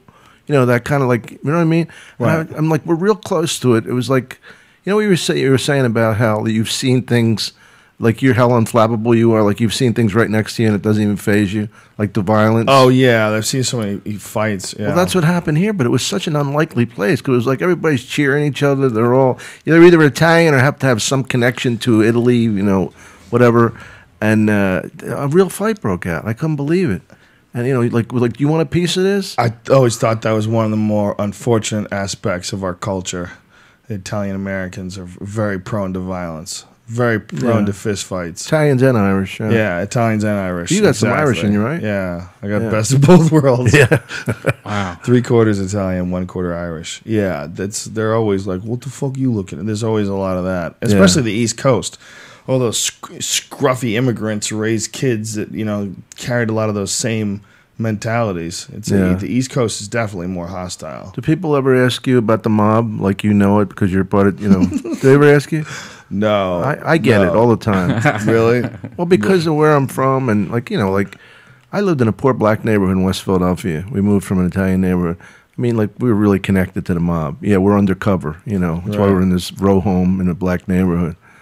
But because we were the oppressed whites, you know, which was a very interesting perspective of life because people don't ever think about what about the white kids that were left back in a tough black neighborhood. I was lucky because I played ball and they were all my friends. But you couldn't walk through there, just like a black kid couldn't walk through the Italian neighborhood. Wow. Isn't that fucked up? Yeah, it's fucked up. When are we going to move past that? You know? And when you know the people, they're all, you know, you like them. Yeah. Oh, yeah, of course. It's like any other community. It's all about deciding, like, who's going to be nice to who. You know, you decide that these are the people you're going to be nice to, and you're not going to be nice to those assholes over there. You know, we were talking about how we were in Kentucky. We were in Louisville, and Louisville was playing Louisville and Kentucky. Oh, yeah. How did that go when they were playing? Crazy. They started a riot and flipped over cars. What the fuck is that about? Lit cars on fire and shit. But the crazy thing is, it's Louisville versus Kentucky. It's like you assholes. It's ridiculous. You're in the same state. Goddamn state. There's a fucking civil war. This is the most preposterous thing ever. Yeah, well, like the same thing with Auburn and Alabama. Yeah. It took a tornado to blow through Tuscaloosa for those people to get in touch with each other. They're all the same people. It's crazy. They're so prone to like hate the neighbor or hate the Hatfields and the McCoys. You know? I know. I mean, I said on stage about Michigan. You know, Columbus is in Ohio State's home. Screw Blue, man. Why are you even talking about that? Yeah, I've had people from Columbus shit on people from Cincinnati. Yeah. Fuck Michigan. I go, but what are you talking about? Why do you hate them? I don't know. Yeah. Just hate them. Meanwhile, we're all supposed to be Americans. Yeah. It's all preposterous. All these stupid fucking. See little leaguers' mothers banging out. Preposterous. I said it. You did say it. Can't help myself. You must be a Michigan guy. He has a very prodigious vocabulary. It's preposterous has been the word of the month. Oh, is it? Yeah, I've been blasting it out every time it comes into my stupid head. It's preposterous. It gets into a groove where you can't stop saying it. You go through words, though, definitely. Because I remember when you used to say words, powerful, and you used to say something else, like carrots or something. Joe was the first one I ever heard say whatever. Bananas. Instead of whatever. You were the first one that made that inflection. And it spread all over the valley. Whatever. You did. You were the first one. Yeah, years ago. Being serious? I thought you were joking. The first one I ever heard say it, and then everybody started saying it, and then you didn't say it as much. Really? What did I say? I don't understand what you're saying. What? You know, you'd be talking about like something that would piss you off, and you go, whatever. You know, instead of saying whatever, right? You made that beat. Whatever. Yeah. And then I didn't know I did that. Yeah. I really have no idea I did. Joe, I know you so much. You did know me very well, my friend. We've known each other a long time. Tell me more. We've known each other since the 90s, the early 90s. I think we met in like back 93. In the day. When I was living in New York. Remember we met at Caroline's or at Amsterdam Billiards once, too. We just ran into each other. Mm-hmm. Dom Irrera can shoot a hell of a game of pool, I'll tell you that. I'm going to start saying that, Joe. That's hilarious. Whatever. It's the pause that makes it so uniquely mine. That pause in the middle of what and ever. That's where all the brilliance lies. You know, it used to crack me up when people would go to me, like whatever, like you know, like you're gonna take credit for like that. And you were the first one I heard, but like people would say to me, "Doesn't it bother you that the Sopranos do bada boom, bada bing?" I go, no. They go, well, you did it before them. I go, well, because I was around before the show started. I didn't make up acting Italian. I didn't make up forget about it, you know. Well, I was the first one that said forget about it. I had the nastiest thing happen to me last night. I dropped my iPhone in my beer, and so I Oh, pulled it out real fast, and then I just did the first thing I thought of was like, I'll suck all the beer out of the iPhone. So I'm like geez. sucking the holes like as hard as I could, like, and it was shit was coming in my mouth. But then like something like a slime thing flew in my mouth. I'm like, was that earwax or what the fuck was that? So I don't know if it was orange for my Hefeweizen or if it was Battery acid. earwax. You had a Hefeweizen, dude. Stop it. It was a piece of orange. No, but I was like, Yeah, you got your beer. It's simple. Orange. I'm gonna be your Columbo on this one. Joe, what's All right. wrong I with got your this case fucking solved. kid? yeah, because it was gross. What's wrong with him? Exactly.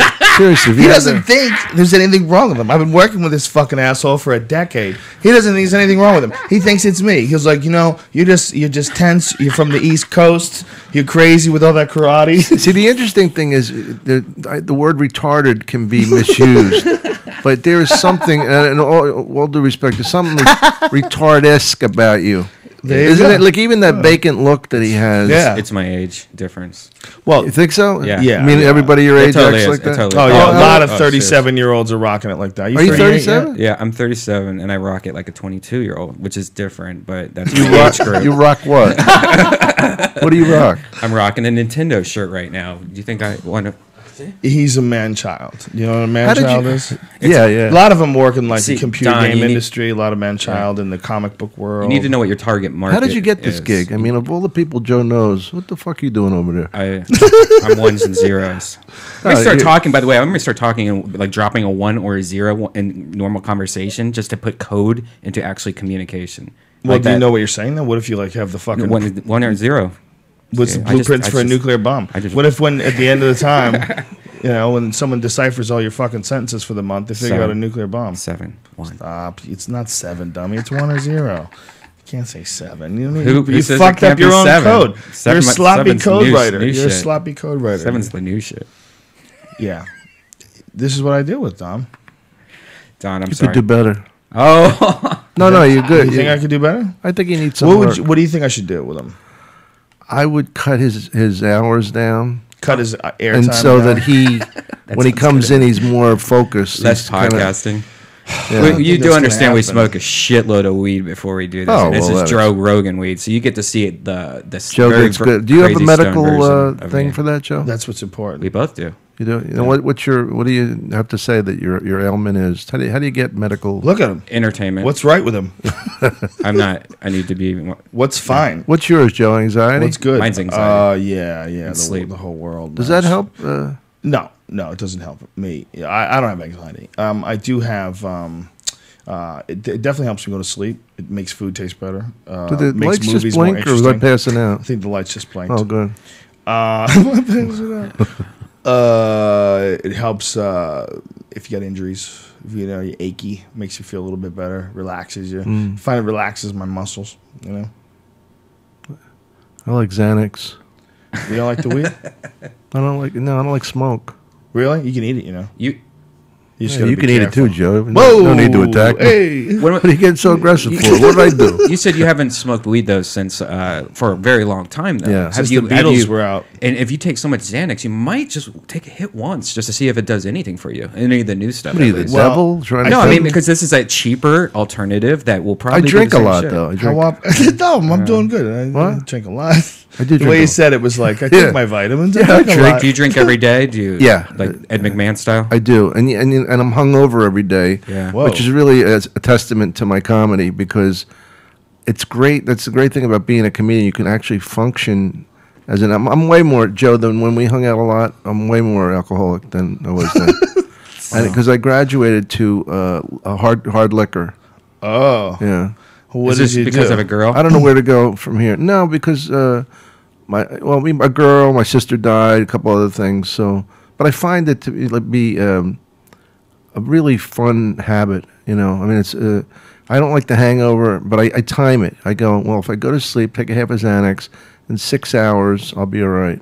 Right. Then I'm a little dizzy from the combination of the tranquilizer and the alcohol, but I do feel better. Are you supposed to take those two together? No. absolutely How bad not. is it for you? It's pretty bad. Well, it could stop your heart. Yeah, you can. And Totally you're do. like, well, it's worth it. No, that's why I keep the time in between them, like 6 to 8 hours. I made that up.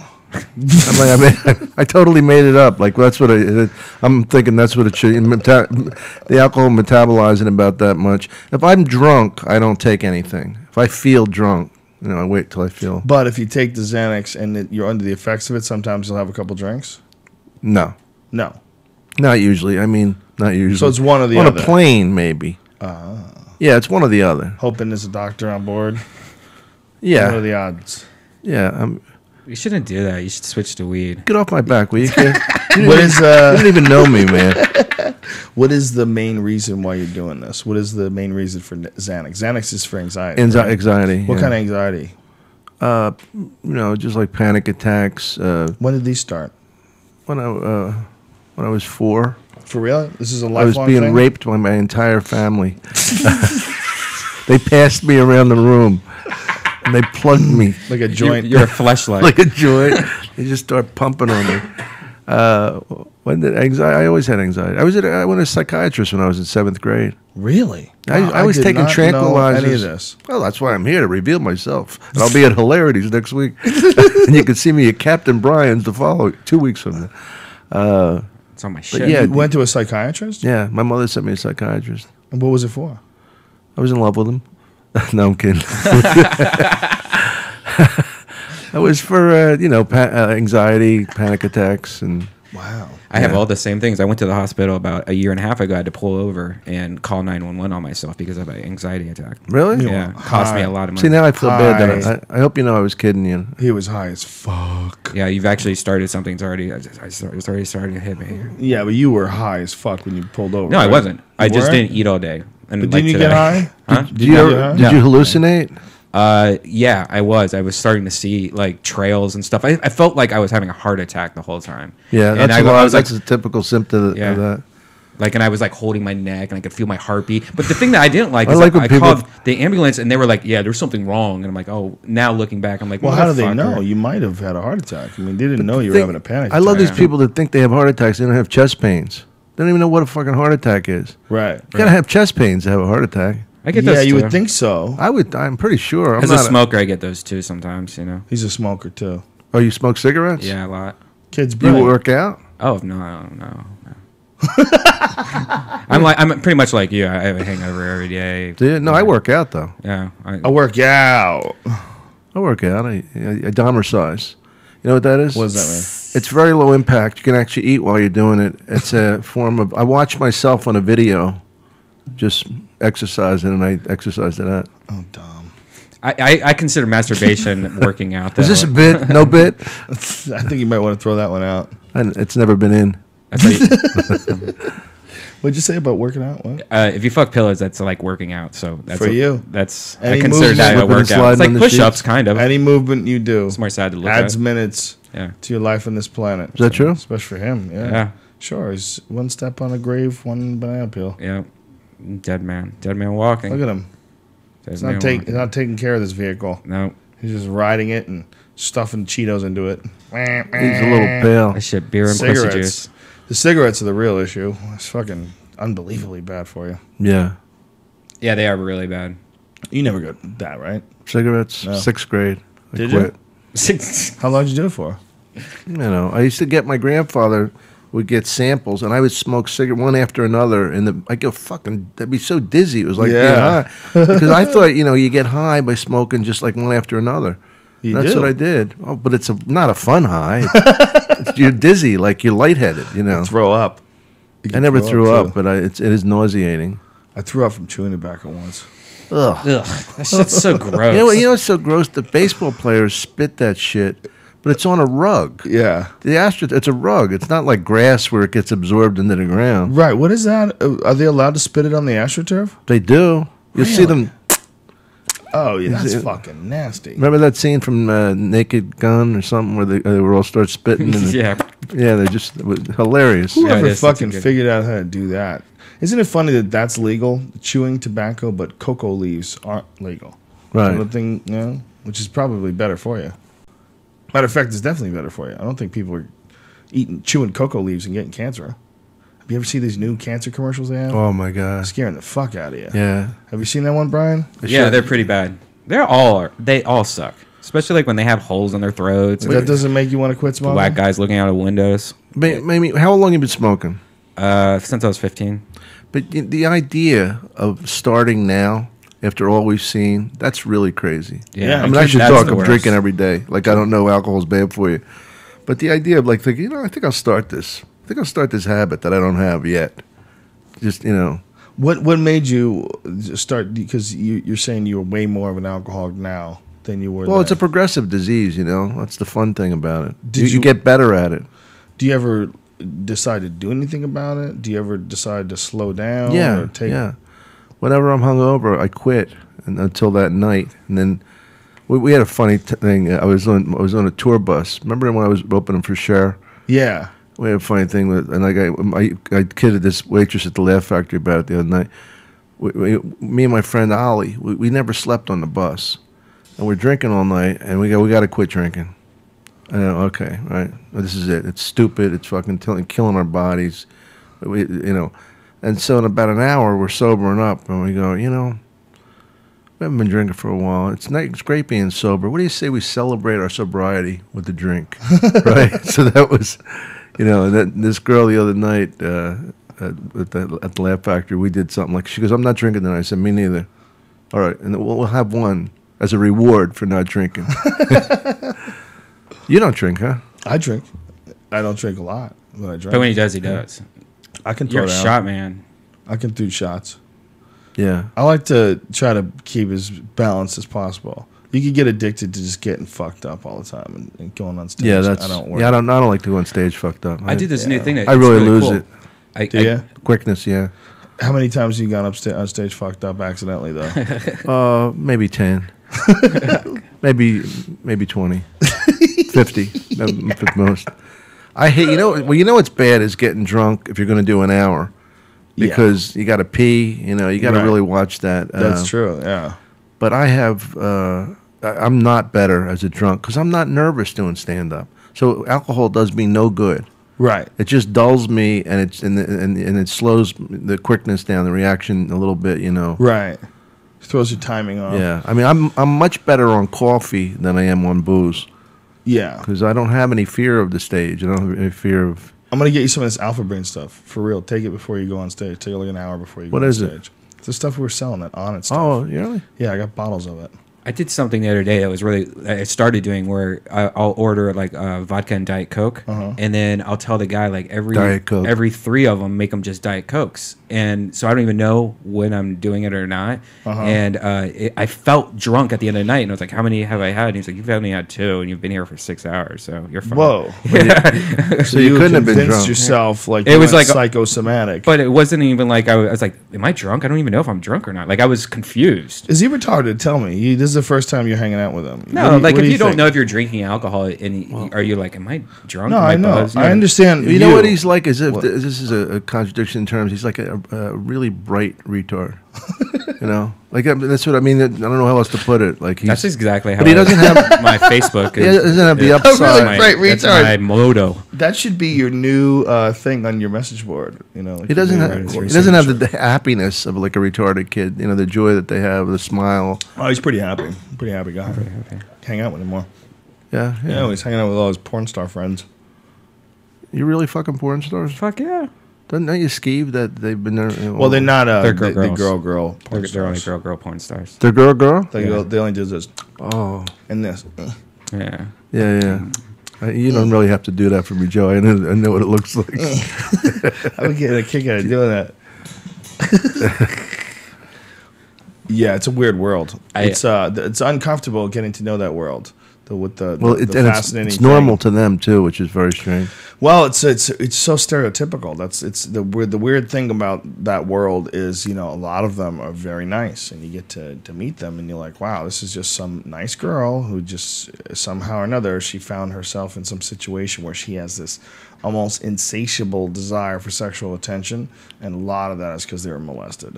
And then when you find that out, it's a buzzkill. Yeah. It's a massive. Yeah. Then you start feeling bad. Yeah. Yeah, it's a and you massive humanize them. drug If you job. humanize them, you're going to lose all your fantasies. You lose your boner for sure. When you talk to some of them, I mean, some of them say that nothing's ever happened to them, and I believe them. I think it's possible. That Yeah, some because of they them could just need love attention sex. for other reasons. Yeah, well, more. I don't know. Maybe they just rationalize it. I don't know. Or maybe that's just their reality, and they don't have a problem with it. I'm not saying there's anything wrong with it. I'm saying when you delve into that world, There's got to be something wrong. yeah. Well, a lot of times there is. Strippers. I never met a Lot stripper of who times was. there is. They're not really working their way through law school. Very rare. Some of them do. It's like a Mike Young joke. Yeah. We're a bunch of genius strippers. I never heard that. Yeah, Mike Young. I saw him last night. Yeah, same jokes. No, I didn't You watch do? his show. I just talked to him. But would you ever like him at Ice House? Would that be okay? Sure. Cool. Why'd you bring that up in the air? You trying to I don't know. How about How I- embarrassing would I that? had business How off the embarrassing air, would you it be for fucking Mike creep. if Joe said no? Yeah. Oh, that's We true. talk business off the air. What is all this with this fucking guy? Well, we've talked about Mike Young so many times on the podcast, but we've never had him on anything. He got his ass kicked one time. For, Yeah. Remember Ooh, that? That was brutal. He's got a interesting story about that. Yeah, I mean, I wouldn't Oh, want to Mike tell. Young's calling. Is that him? I don't know. It's not my phone, is it? Is it not my phone? Dom, is it your phone? I don't It know where my must phone be your is. phone, bro. I don't even know where my phone is. Yeah, it's because it's fucking ringing, you crazy bitch. You just had it. You were sucking on it. Sitting on it. Yeah, remember the whole thing? You That's sucked not mine. on it That and then you wasn't me. stuffed it under your ass. I work with him on a regular basis, Tom. Do you do stand up? Yes. I'm Really? about to go on the road Really? with Joey Diaz. Yeah, I know. You told me. You don't believe he does stand up? Well, You find it shocking? I find it a little uncomfortable to talk What, about. okay, what's blackened on top of a stairway? What? Christopher Reeves after a fire. That was really good, like 5 years ago. It's good to hear a good crisp Right. new Now you Christopher just Reeves wasted time. joke. Now, you wonder why you get hate mail. You wonder why people... I banned a couple of people from talking shit about you on the message board. Oh, by the way, Hope you there's feel good about Did you that. watch the Modcast? Your message board Yeah. now has a podcast that, Yeah. Mute, Jason, and Voodoo and Johnny Voodoo. Rotten They're did. doing it themselves, Yeah, right? and I might fly up one day and go. Yeah, up I and want to go do on it too. We should do a gig up there. That'd be awesome. Do a gig in Seattle and then do the Definitely. podcast. Definitely. Yeah, You know it's what's fun. you know what's a joke that I love? Tell me what you think of this. Maybe you heard it. Guy goes to a psychiatrist. Psychiatrist says, "What's the problem?" He goes, "I don't know, doc. I just can't seem to keep any friends. You fat fuck." Have you ever been? Well, you said you went to a psychiatrist when you were 17. Have you been? As an No, adult? 13. Oh, 13. Really? 12, 13, yeah. Wow. Have you been as an adult? Not a psychiatrist, psychologist. That's the kind that don't prescribe drugs, right? Right. You want to talk about that? No. Oh, Joe. I'm telling you, Dom. I think you would like pot. The Xanax stuff. What does it do? It kills anxiety, makes you relax. Is that what it does? Yeah, it's great. It makes you feel like you're a normal person. What I've heard though is that if you take it and then you get off it, the anxiety actually increases. Well, I wouldn't get off it So it's a daily thing. every day. I had just heard from someone. We were just talking about this, and he goes, "I couldn't fucking imagine taking Xanax every day." He just said this to me. Because it makes you sleepy. Well, I don't know. I don't know what it does to Yeah. you. Does it do it to You you? wanna- Makes you wanna try sleepy? one? No. I'll have a- Well, why don't we, when we get in the car, I'll give you one. I don't think it's for me. I've actually tried it. No, I'm glad that you do pot. I'm glad. I mean, I'm telling you, like I was telling you before, you seem so much more at peace with yourself. I had a bunch of Calm down a lot. I think it definitely helped. I had a bunch of life experiences, a bunch of psychedelic experiences too. A bunch of. I'd be so afraid to do that shit. Yeah. Why? Well, because I'm a pussy. I'm registered. I'm a registered pussy. Yeah, the psychedelics changed me a lot for sure. You know, it's just it's hard to gain a So you do perspective on mushrooms life while and you're stuff? I've done them, yeah, I'm sure, several times. It's all about bath salts. It's as you don't even say that, Brian. just You kidding. joke Bath around, salts are just- fucking Yeah, stupid. somebody might hear that and Yeah. actually What think did he you should say? do it. Bath salts. It's some new fucked up drug they're selling. It's like a cousin to crystal meth, and they can sell it as You know what's even bath worse salts. is that fake weed. That weed, I've been reading all this shit lately about that fake weed, that synthetic weed. the synthetic weed, how Yeah. bad it is for you. Oh, that's not good. Well, you know what's good about the pot that you get is that you're getting it from a legal place. Yeah. Which means hopefully it's not tainted in anything. I don't know why anybody would go to a really shady neighborhood and buy shit off a drug dealer who may never see them again. Why would you trust that guy? Let me cut in. That's Prices. Joey Diaz. You got to do what you got to do. You gotta get the cheapest prices. You got to do what you got to do. Why would I pay double the amount? How could you? When you're in Rome, you got to dance. That's one of those. That's one of those sayings that you can't argue with. You got to do what you got to do. Yeah. It is what it is. Like what else? It is what it is. What else could it be than what it is? What else could it be? It could be you could be looking at it in a distorted way, because saying what it is what it is you might be looking at it in some sort of a fucked up way to justify That's your true. position. I never expected an answer to that question. It was a rhetorical question. I appreciate the answer. Well, I'm one of those guys. I don't let them all float out there. If you whack around a rhetorical one that needs to be addressed yeah. in a very literal sense, I'm ready. I was laughing about something last night about you. What? I was telling Eleanor about I would he's so good at pool, Joe, that it was really tough to beat him, even a 9-ball, which can involve a lot of luck. And I would start talking about Carlos Mencia. This is years ago, just to aggravate him, and his fucking stick would pop, like he would get aggravated, just looking for any kind of edge.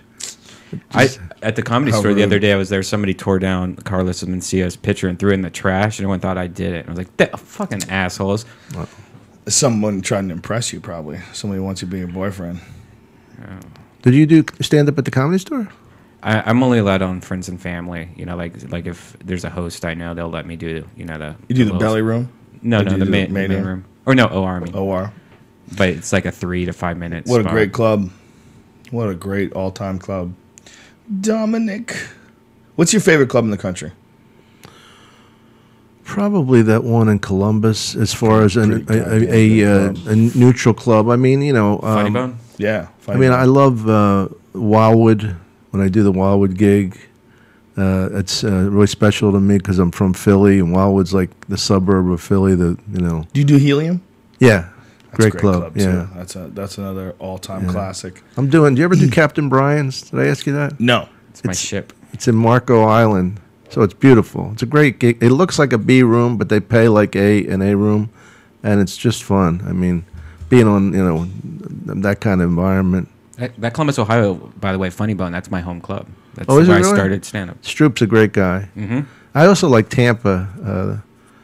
And the Hollywood Improv. How many years? How many weeks are you on the road? A year? I don't know, Joe. It's awkward if I'm doing TV or not.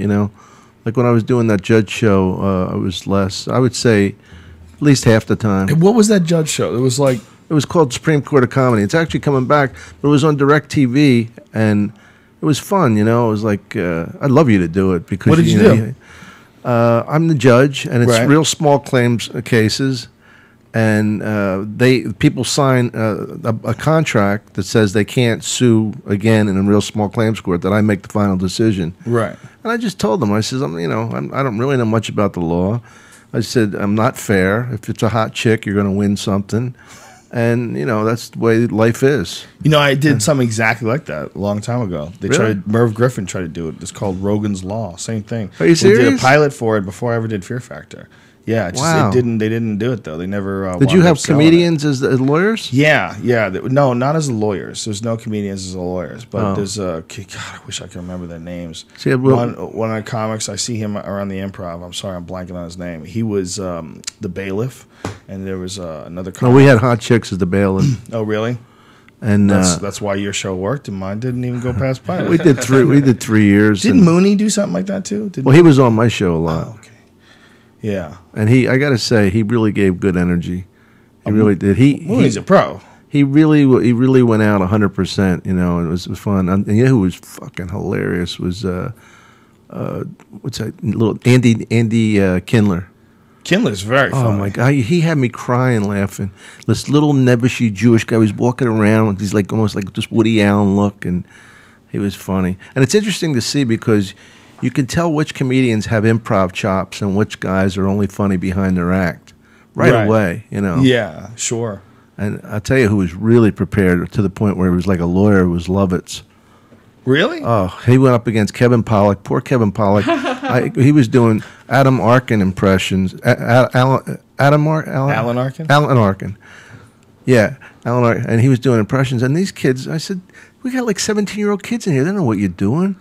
Yeah. You know, it's like Joe Piscopo did the Three Stooges. Now they're going to know them again because of the movie. But then I go, first of all, you're not even doing like, at least do Shemp. Update it from Curly. You know, he's doing Curly. I was thinking, you understand what our audience is? So Kevin Pollak does Alan Arkin. And what did And Lovitz do? Lovitz was just fucking hilarious, and he was really prepared. And he was going, Kevin would go to say something, and he would go, silence, silence, you impudent, queer, you're an alcoholic faggot. He was doing all this shit, you know. Called him a faggot? Yeah, you know, they bleeped that out, but you know, just like anything he could think of, you know, Right. to put him Disrupt down. Yeah, it was funny though. So you did that for 3 years? Yeah, And it's only on DirecTV. it was. Yeah, Did it get on the internet at all? Did anybody think to I don't know. put it on the website? I don't know. But we're going to do a podcast. I told you from the Laugh Factory. Who are you going to do it with? Myself. Just you? Yeah. Well, unless anybody else is available. Brian? You want to be in business with Brian? Brian actually does a whole string of podcasts. Do you really? In Pasadena. Yeah, You're in a Pasadena at podcaster? the Ice House. I have a studio at the Ice House. Did I do it with you? once? Yeah, you were at my Ice House Oh, Chronicles. that's why I know your face. Yeah. Right? Yeah. I already explained that. That Xanax is a motherfucker. Yeah, I remember. Was that today? Earlier today. Yeah, it was this morning when we did the podcast. How many of those? You take one half a day? Is that what you do? No, I take 3 full- halves. 3 halves in a day. Yeah. How long have you been doing that? I don't know, 5 years. Wow. Ever since you left me, you Does it son make of a big bitch. difference? I don't know. I don't know what it's like not to take it. Do you want to? Do you ever say, you know what, tomorrow I'm going to become a vegan, start doing yoga, drink spring water, go for morning jogs? Never. Or why don't I just jump out a fucking window instead? No, I don't. I mean, when you get ideas in your head of moderation, what is the, you just go, oh, this probably can't be good for me. Let me just kick back a little, stick around a little longer. Like, what are you thinking of when you go moderation? I only think that way when I'm hungover, and then when I'm normal, I feel invincible. You know what I mean? When I'm normal. No, I mean I just feel like I could drink, and I don't. So a little bit of booze and a little bit of Xanax just makes you feel great. You just feel on top of the world. Yeah, a little bit does. A lot of booze. I was talking to an emergency room doctor, and she told me that the Xanax that I take at the level I take it is probably a placebo at this point. Really? Well, she said because I never up the dosage because I'm not that stupid. I don't want to get to a point. I never got high on Xanax. Well, is that what you're supposed to do? You're supposed to continue to up the dosage? No, but I think if I were an addict in the sense of like being really addicted to the drug and the feeling of it, it would be normal to try and get higher. Right. I think it's just a psychological thing that I think I needed to go back to sleep and all. Well, when you hear about guys like Rush Limbaugh and he starts doing oxys and you hear about him doing 99 a day and you want to do that Xanax every day and have a drink every day. Do you ever see that and go, fuck, like how far away is that from what I'm doing? No. I mean, you're maintaining in a yeah. very specific I dose. worry more about the booze. I mean, like, I'm not into like painkiller. Do you remember when I had that operation on my balls? What did you have done to your balls? I had them a plastic surgery to have them reshaped. No, I had to make them look yummy. I had them dipped in chocolate. No, I had this thing called a spermatocele, and it's a rupture of the sperm duct. So your ball starts getting bigger. Oh, that's right. Yeah, I do remember that. Yeah, you were in a lot of fucking pain. Yeah, but the thing that was interesting was I never took painkillers because if you moved, it really hurt. But what I did was I'd have Sophie and I would split a bottle of wine. I'd rather get high on alcohol than take Vicodin or something. So I'm not really like a drug addict except for one drug. I'm not like a guy that just pops pills and fucking drinks like wildly. Wow, I'm a very conservative addict. But you feel dependent on this experience, like having this experience every day, being in that state. Yeah. Wow. But I don't feel bad about it. Yeah, I mean, I don't feel the need to correct you or give you any advice. You seem like pretty resigned to it. I'm too scared to. You're scared of his wit. His comedy. Scared of what? Scared of your comedy. I'm scared of your comedy. He's scared of your comedy and your wit. I don't want to say anything. My rapier-like wit. Why? You're turning on him. Did I go after you too hard? No. Nah, he needed it. I'm just a beautiful You did a good retard job. or something. You did what you needed to do. Yeah. And considering the circumstances, how he was behaving. Well, look at the Yeah. way he looks Well, he around goes and over the stuff. top for this show, and a lot of people don't understand that. It's like half of his fun is to play a fucking head wound victim. Right. It's like it's him being silly. He's like plays a character. It's not that I'm playing a character. I don't filter myself. Why you got to disagree with Joe? Yeah, What do you get a kick out of disagreeing with the boss? he's not quite like that when the camera's off. Right. I filter myself, act polite. And sometimes he goes a little over the top. I'll comb He's her just hair. trying. It's all coming from a good place. He's trying to get better at when to go over the top and not to go over the top. How's his stand-up? My It's not last set bad. was really good. It's not bad. He's got some good jokes. If he wanted to and he dedicated himself to it, he could be a real professional. Problem is, he's a lazy bitch. Do you want to hear my Bob Hope joke? No. It's actually not a bad joke. All right. Did you hear Bob Hope died today? Oh, really? Yeah. They. Do you think they flew out his body to Iraq to entertain all the dead troops? I'm not sure. Is that where's the joke? That's the whole joke. Oh, that's That was yeah. 6 years ago at Columbus, Ohio Funny Bone. I got booed and hissed, and then I quit comedy for 5 years because of it. What a It was relief. So bad. Yep. Damn it! You know I what's can't you know, talk to you know what's anymore. really hard to fathom is, and this is not to depress you. You're 37. Right. No matter what you do, no matter how much you work, you'll never be as good as Joe or myself. I know. Isn't that sad in a way? Well, no, You could put your whole heart and soul. You could get writers, and you'll just never have that No. natural gift.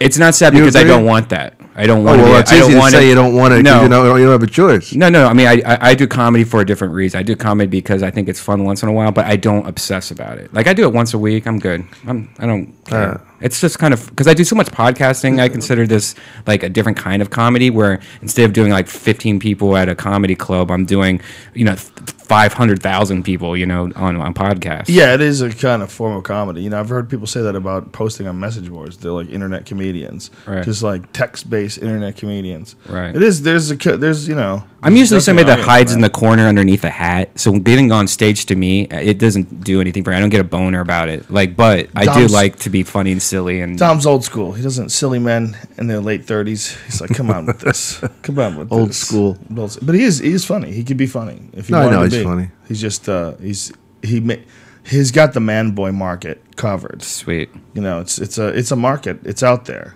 It's, Yeah. Bill Burr attacked it recently on his Yeah, podcast. he was really upset about it, and I totally understand what he's saying, but I don't get what alternative comedy is to me. Because if you go to like the biggest alternative website, aspecialthing.com, they were talking about like Patton Oswalt, Sarah Silverman. Patton Oswalt is one of the best joke writers that I know. Like that guy is fucking hilarious. Alternative comedy is simply a way of saying comedy for us. There were the people who couldn't get on yeah. at the regular places. Even the people Well, that could, that they worship, like Patton Oswalt, who's Zach like you said, Galifianakis. great comedians. It's just comedy, man. Wow. The idea is that what Burr said that was so hilarious was that they took the fear out of comedy and they made it so everyone's ultra supportive, and you go there and you can be like really awkward. And everyone you can embraces tell you. stories. And he goes, meanwhile, we had to go through fucking bars, the places that we did stand up, we were starting out and get booed at and screamed by drunks. Yeah, but do you believe if you're either funny or you're not?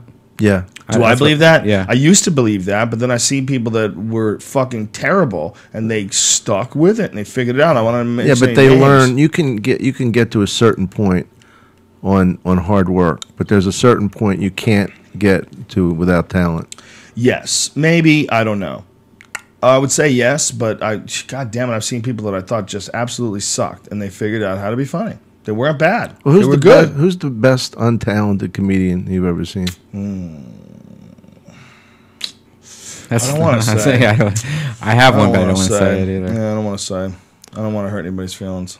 I'll tell you who's All right, inter- name me your 3 top comedians, us excluded, that you see working right now. Working today, Doug Stanhope's my favorite.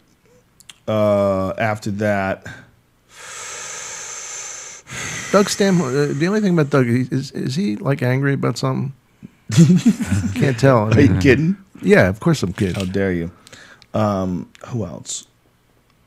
Louis, just sheer prolific amount of Amazing, work. yeah. Yeah, I mean, he puts out a new hour every year. His stuff's great. I definitely have people I like to see that don't do really necessarily stand up though. Maybe alternative, like Don Barris. If there's only funny. 3 people that I watch at the Comedy Store, he is funny. and everyone else I really don't watch. It's Don Barris, Brody Stevens. I saw Dave Norton Taylor. do a headline set in Austin last year when I was there for a UFC and I didn't book a gig.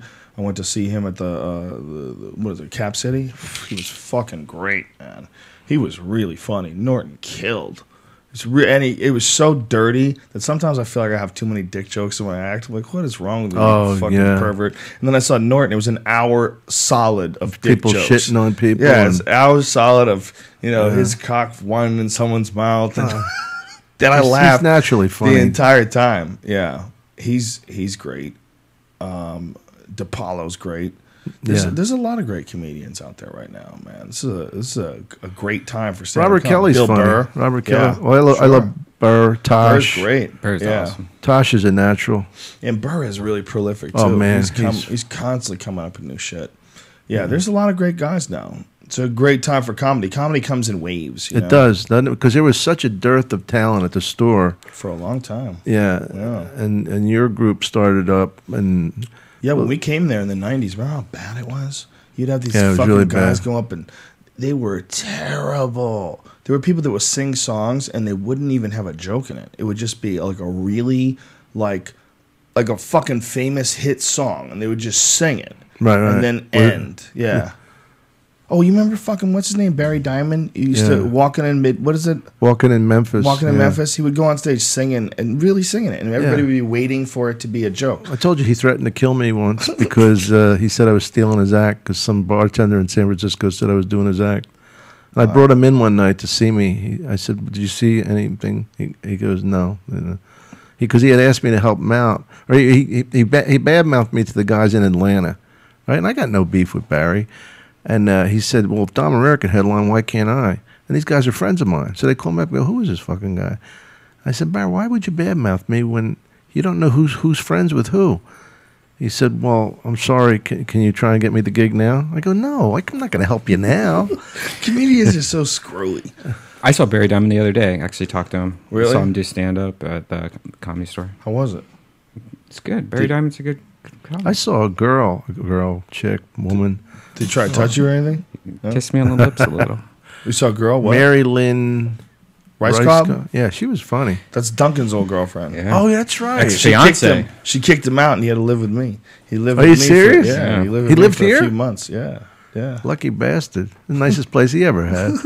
Did his puppet stay outside? No, I kept the puppet in my room. I said, I keep the puppet. That's part of the deal. I want him to watch me. Duncan's doing great. He's fucking killing him, man. We went on the road. We did Louisville together. He got a standing ovation every time he went on stage. Did he really? It's crazy. It's because of this podcast. Oh, that's great. Yeah, if you do great on the podcast, it's fucking awesome for you. Unfortunately, because of this episode, your Twitter numbers are probably going to drop. Really? Yeah. Bit. Well, people are going to unfollow you. I shouldn't have gone into the Xanax thing. People are going to feel bad for me. No, you're being honest. I think the way you're explaining it and describing it is, it's you're pretty logical about it. I can't imagine not doing it. Really? I'm in love with it. Without it, what was the feeling? What is when you describe anxiety? How would you categorize it? Like emotional tap dance, just like jittery and always. Well, I never wait. I never wait for the moment because I always take the pills. So when did it? I'm fine on stage. Please don't not come because of this. Yeah, why is that? Because on stage you're super calm and smooth. And that's because where I feel at home. Oh, that's crazy. I don't feel at home. Wow. Imagine that for most people. Getting on stage and public speaking is like one of the most terrifying things. Joe, honestly, I think my pulse goes down when I'm on stage. The only time in the last 15 years I was ever like a little bit anxious was Madison Square Garden with Cher, because I was worried about the sound system and the people in the back not hearing me. Right. Because I heard it was a little screwy. And my sister got a little panicky about me going. She goes, "I can't believe you're going to go up in front of all these people." And that kind of got into my head. And I didn't want to look up at the banners and stuff of the Knicks and Rangers and the history and the Garden, and thinking Right. Ali Frazier Oh, and my Sinatra God. was there and the Beatles were there, whatever. Did you lock up?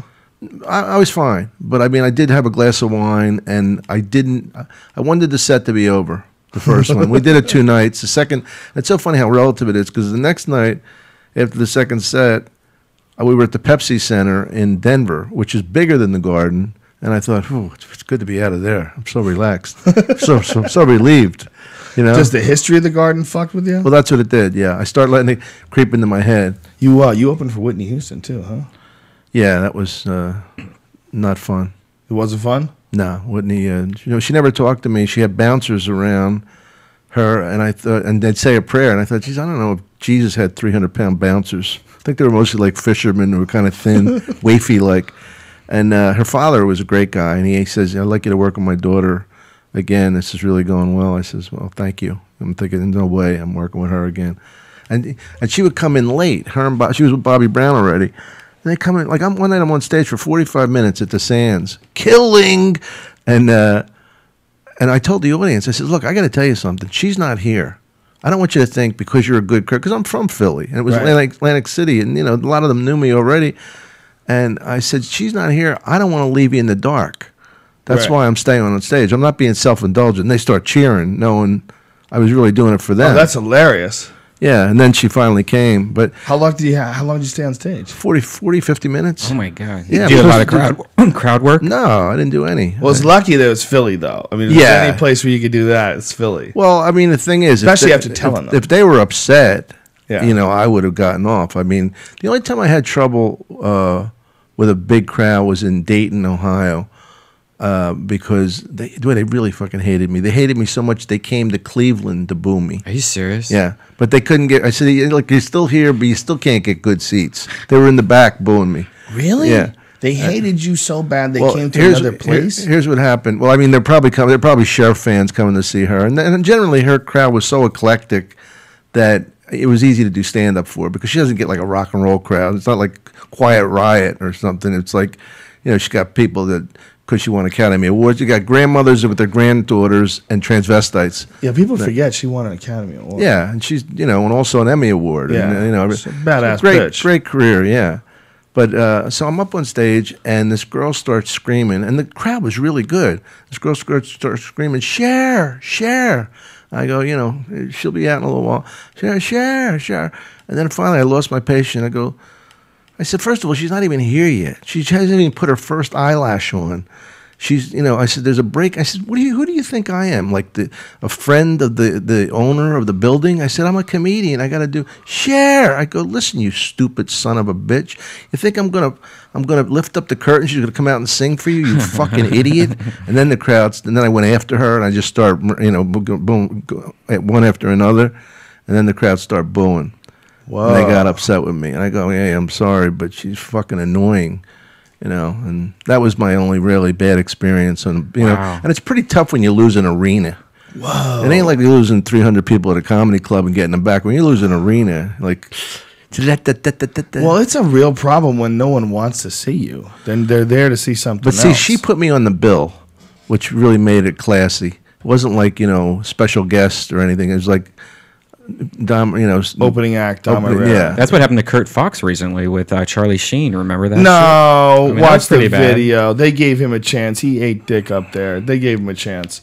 No, I disagree. I watched that. Well, they set. weren't. Yeah, no, I'm saying It that was they weren't really there to see him. They were down. They gave him a chance. They gave him a chance, and he didn't come with any jokes. That's not what happened in that situation. I think Kurt himself will admit to that. It didn't work. Well, when we had him on the he's podcast- got a sort of an ironic sense of humor, and he's got a good delivery. But I think he requires an attentive audience. Yeah, but he also said on the podcast we had at Death Squad that when he came out, that the people didn't know what to expect, and so he came out and just started doing comedy. And people immediately, when he came out, started going, "Who the fuck's this? Where's Charlie Right. Sheen?" And Oh, started, so that's a Yeah. big difference. Yeah, well, that's him being a rookie. If he's going yeah, but up these and he's people paid going money to up see and- Charlie Sheen, and some dude's just sitting there talking. That's what he was saying. Again, that's him being a rookie. You have to address that. yeah. If you're hired as a comedian to go on stage in front of Charlie Sheen and no one knows what the fuck is going on, this is the first show you guys have done. Yeah. And that's what happened. You got to go on stage and you go, You got to set him up. I don't know what the fuck Charlie's going to do tonight. I think there was Think more about how to it, like though. Kinnison would have handled that or something like that. But it's Pacing really the stage.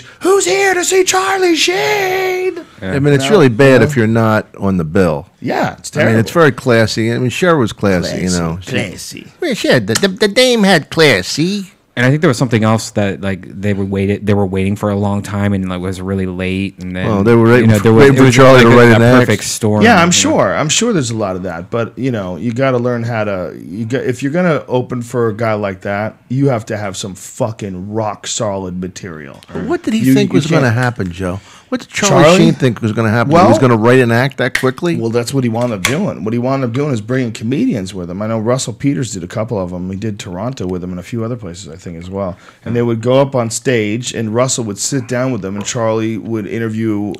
Russell would interview Charlie and that's talk cool. to him, and then crack a bunch of jokes along the way. And Russell's great at that shit. So Russell's so fucking funny. he's a great guy too. Great guy. And he's, Yeah. you know what's so funny? Every time I sit next to an Asian person, I mean, I'm talking about Asia, from Cambodia to Pakistan, I always ask them if they know Russell Peters. If we get into a talk, if they ask me what I do, Right. and I go, and they all know him. Wow. To talk about one huge. continent to pick to get Yeah. to watch your back, Asia. Dude, he sold out the O2 Arena. I think it was 2 nights in a row in London. That's Oh, what yeah. they did to the UFC. They do the UFC there. And Russell He's a packs that place badass. with And comedy. you know the coolest thing about him is that he constantly like surprises me. Like he there's this guy named Paulie. He's this big Twitter guy, and he just gave him a chance. Like, hey, why don't you come out to Arizona and Very you can open up generous, for yeah. me? And then he did the same thing to a door guy, Jesus, over at Comedy Store. Just grabbed him. Was like, hey, he was one of the guys that came to Dead Mouse's studio that night. He opened for him in Irvine. He brings Mike Young on the road with him too. Yeah, he just grabs people and he gives them chances a lot, like He's a just good dude. random guys, and it's really neat. Yeah, Russell's a real good dude. He's a real good dude. There's a lot of good people in comedy.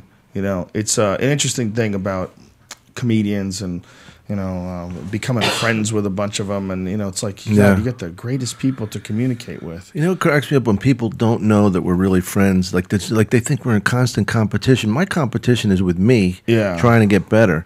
It's like somebody said to me, I don't mean to offend you, but I really like Robin Williams.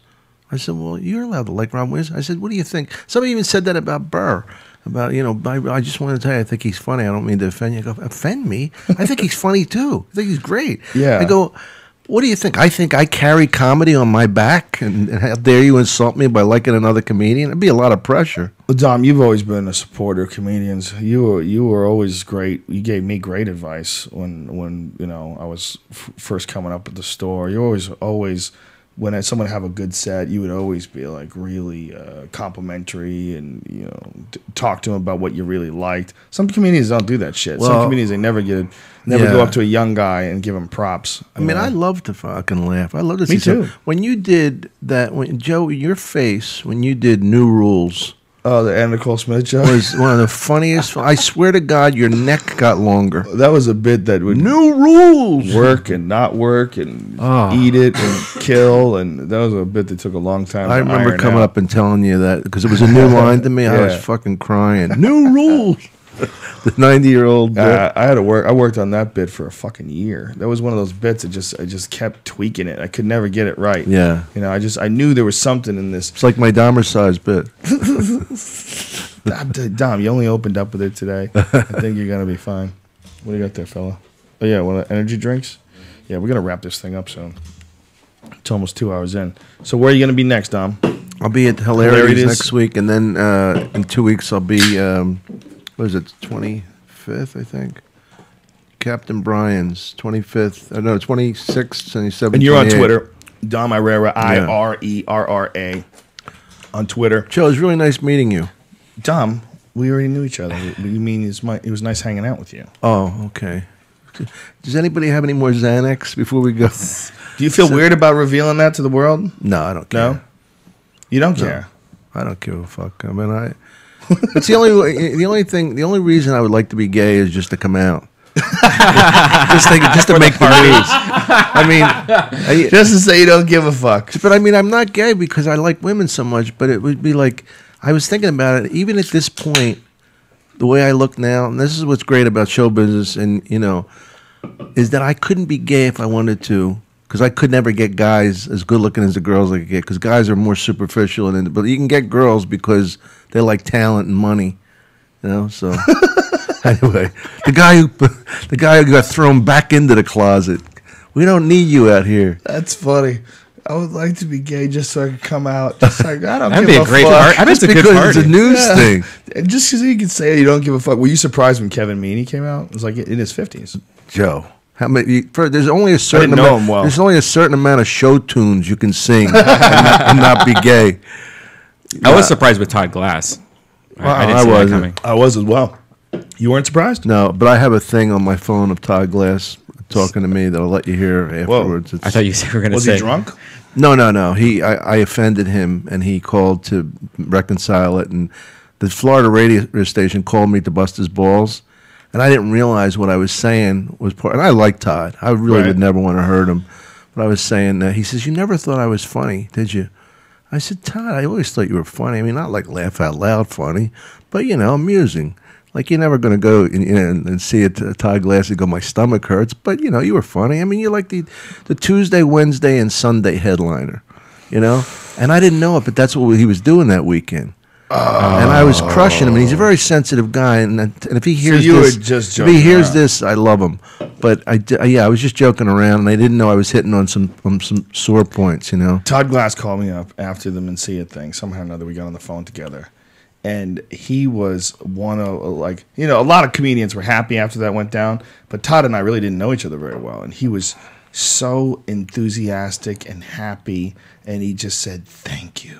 Thank you. Just thank you for doing it." Then he dropped to his knees. That was so amazing. No, I'm glad now, in retrospect, that I didn't give him a big, long hug. And Both of my parents are retarded. let him go crazy. Both of my parents are gay. How dare he? They're gay retards. But there was a few people that were fascinated by it, but he was like super thankful. And I talked with Kindler and I briefly said, we're like, maybe there should be some sort of a fucking comedians union. Should there be a union or something? They tried it. They tried it in New York. But that was about like pay at the clubs, right? Was that what it was about? No, it was past that. It was about health insurance and trying to unionize. But it's tough when everybody's in competition with each other for jobs. I think the only place it would work is if when you have to get rid of thieves. That is when having comedians together. Like, people don't understand the issue behind thievery, and that's why there was a lot of people that thought that what I did was really douchey. When we released that Carlos video. But when you have someone who is being unchecked and they're doing well and they're just running through the comedy world, like, people don't understand what that's like. It's like you're working with someone who just might steal your car and no one else that you work with is going to do shit about it. The guy's just going to steal your car. I mean, really, that is what it's like. A joke is actually worth more than a car. Fucking jokes are hard. Hey, how about this? As you can tell by your Bob Hope joke. We're at the Jerry's Deli today eating lunch, and a chick came over and quoted one of your jokes. I mean, think about that joke. That's a fucking 15, 20-year-old joke, right? Yeah. I mean, think about how much that's worth. That's worth more than a car. So Yeah. somebody could just That's gank awesome. That happened? Yeah, Cool. where we were eating. That's So someone awesome. could just gank that. They could just steal that right in front of you. And we had like a real problem we've had a problem with a couple of guys at the store where you watch that shit happen. And, we've seen it all. We've all seen it happen through, several times throughout our career. A guy who comes along who's just a fucking buccaneer who's just grabbing them from all over the place. And nobody wants to do anything about it. That's a time where I think something like a comedy union would help. Where we could all get together and just all of us unanimously say, ladies and gentlemen of the audience, you people out there that pay to see stand-up comedy, this guy's a fucking thief. Yeah. And this is just what it is. And it's signed Dom Irrera, Tim Allen, blah, blah, blah. Why did I say Tim Allen? I don't know. I never hang out with that guy. It was an obscure reference to pull out of all the people. I never even heard you mention Tim I Allen. don't think I ever have. I never have. I met him once. He was a nice guy. Yeah, he's a very nice guy. Went on stage at the Comedy Store. I was doing a joke about his Ferrari breaking down. Yeah, I know. That's something everybody can relate to, huh? Yeah. It pissed me off because I had to drive my Maserati that day, and I hate that. He was sticking it in your face, Dom. Dom had a Cadillac once where he put a vinyl roof on it. When you get one of those nice smushy roofs. It might have been one of the last ones made in America. Like you had the Cadillac, and then you had the roof put on. I remember you were like, Joe, I think I'm gonna get a nice soft. Did I roof really? put on that. You don't remember? It is such a fucking awesome Guinea move, and I embrace so many things Guinea that I thought it was hilarious that you were doing that. I was like, yeah, go for it. I want to get a pinky ring too. Fuck it. I was like, I'll Goomba it up a little. we're trying to out Goomba each other. You know, you went and you got it done. You had a nice Cadillac, and you had the back end. You had a nice vinyl roof put on. You're like, what do you think? This looks classier. Remember when cars had those brawls in the front that used to be Yes, I really remember big? bras. I used to have them on my Yeah. Supra. I used to have a really cool Supra leather bra. A friend of mine had a Mazda RX-7, one of the fucking cool years, like with the flip-up headlights and shit, and he had a bra on. I was like, that might be the dopest car of all time. Mazda had a hell of a car in that RX-7. Like one of the last models, right around the time where Acura came out with the NSX, around that, and Toyota came out with the Supra. You're not into cars. John Irrera doesn't even have a navigation system. How about that? Well, I tell because I Dom- wouldn't be able to figure it out anyway. You're burying it up. That's so ridiculous. Burry, You know what, Burry that's has a so- Prius. He has a navigation Oh, now it system. didn't he used to? Yeah. I don't Terry's have Thomas cars guy. like you have. I mean, my God, they're incredible, and you fucking terrorize me with driving around with you. You go from one point A to point B in 60 scares miles me. an hour. Unbelievable. Yeah. And I was getting like G's from getting thrown back, but I tried to act normal. Yeah. My head's hitting the thing. But the most cathartic thing about this whole experience was I finally got to tell you I was afraid of the pit bulls. Because, I mean, I It told wasn't you. without reason. I never wanted you to think, and I never had the heart to tell you that I didn't want to come to your house. It's all right. I'm was not a pushy person. No, but I mean, you know, like it was always like you coming into Hollywood shooting pool with me there. It was nice to get that off my chest, just to finally admit it, that even that day we were shooting and those dogs were just walking around, just solid muscle and teeth, fucking jaws of death. They're sweeties. I believe that, but there's always that one time. Yep, I that know he- what you mean. Well, wait till you meet Johnny Cash. Johnny Cash is my Mastiff. He's a sweetheart. Oh, he's outside? Yeah, he's a nice dog. He's way bigger than the pit bulls, though. Maybe I'll meet him another he's time. fucking huge. That's a big dog. I'll meet him another time. He's so strong, it's ridiculous. Like I've never had a dog that's as strong as him. It's a dog where you like if he lunges for something, I gotta drop down and dig in with both my feet and hang on like it's a horse. See, here's the problem. He's going to know I'm afraid of him. No, he's a sweetheart. No, but he knows. They sense it. Yeah, but trust me, he's a nice dog. He's going to go right for my Xanax. The thing about Mastiffs is they're very confident because they're not worried about you at all. Mastiffs are never worried about a person beating their ass. They Christy look at had you- Mastiffs. Yeah, they're because they're so confident, they're so big and so strong. They're very nice.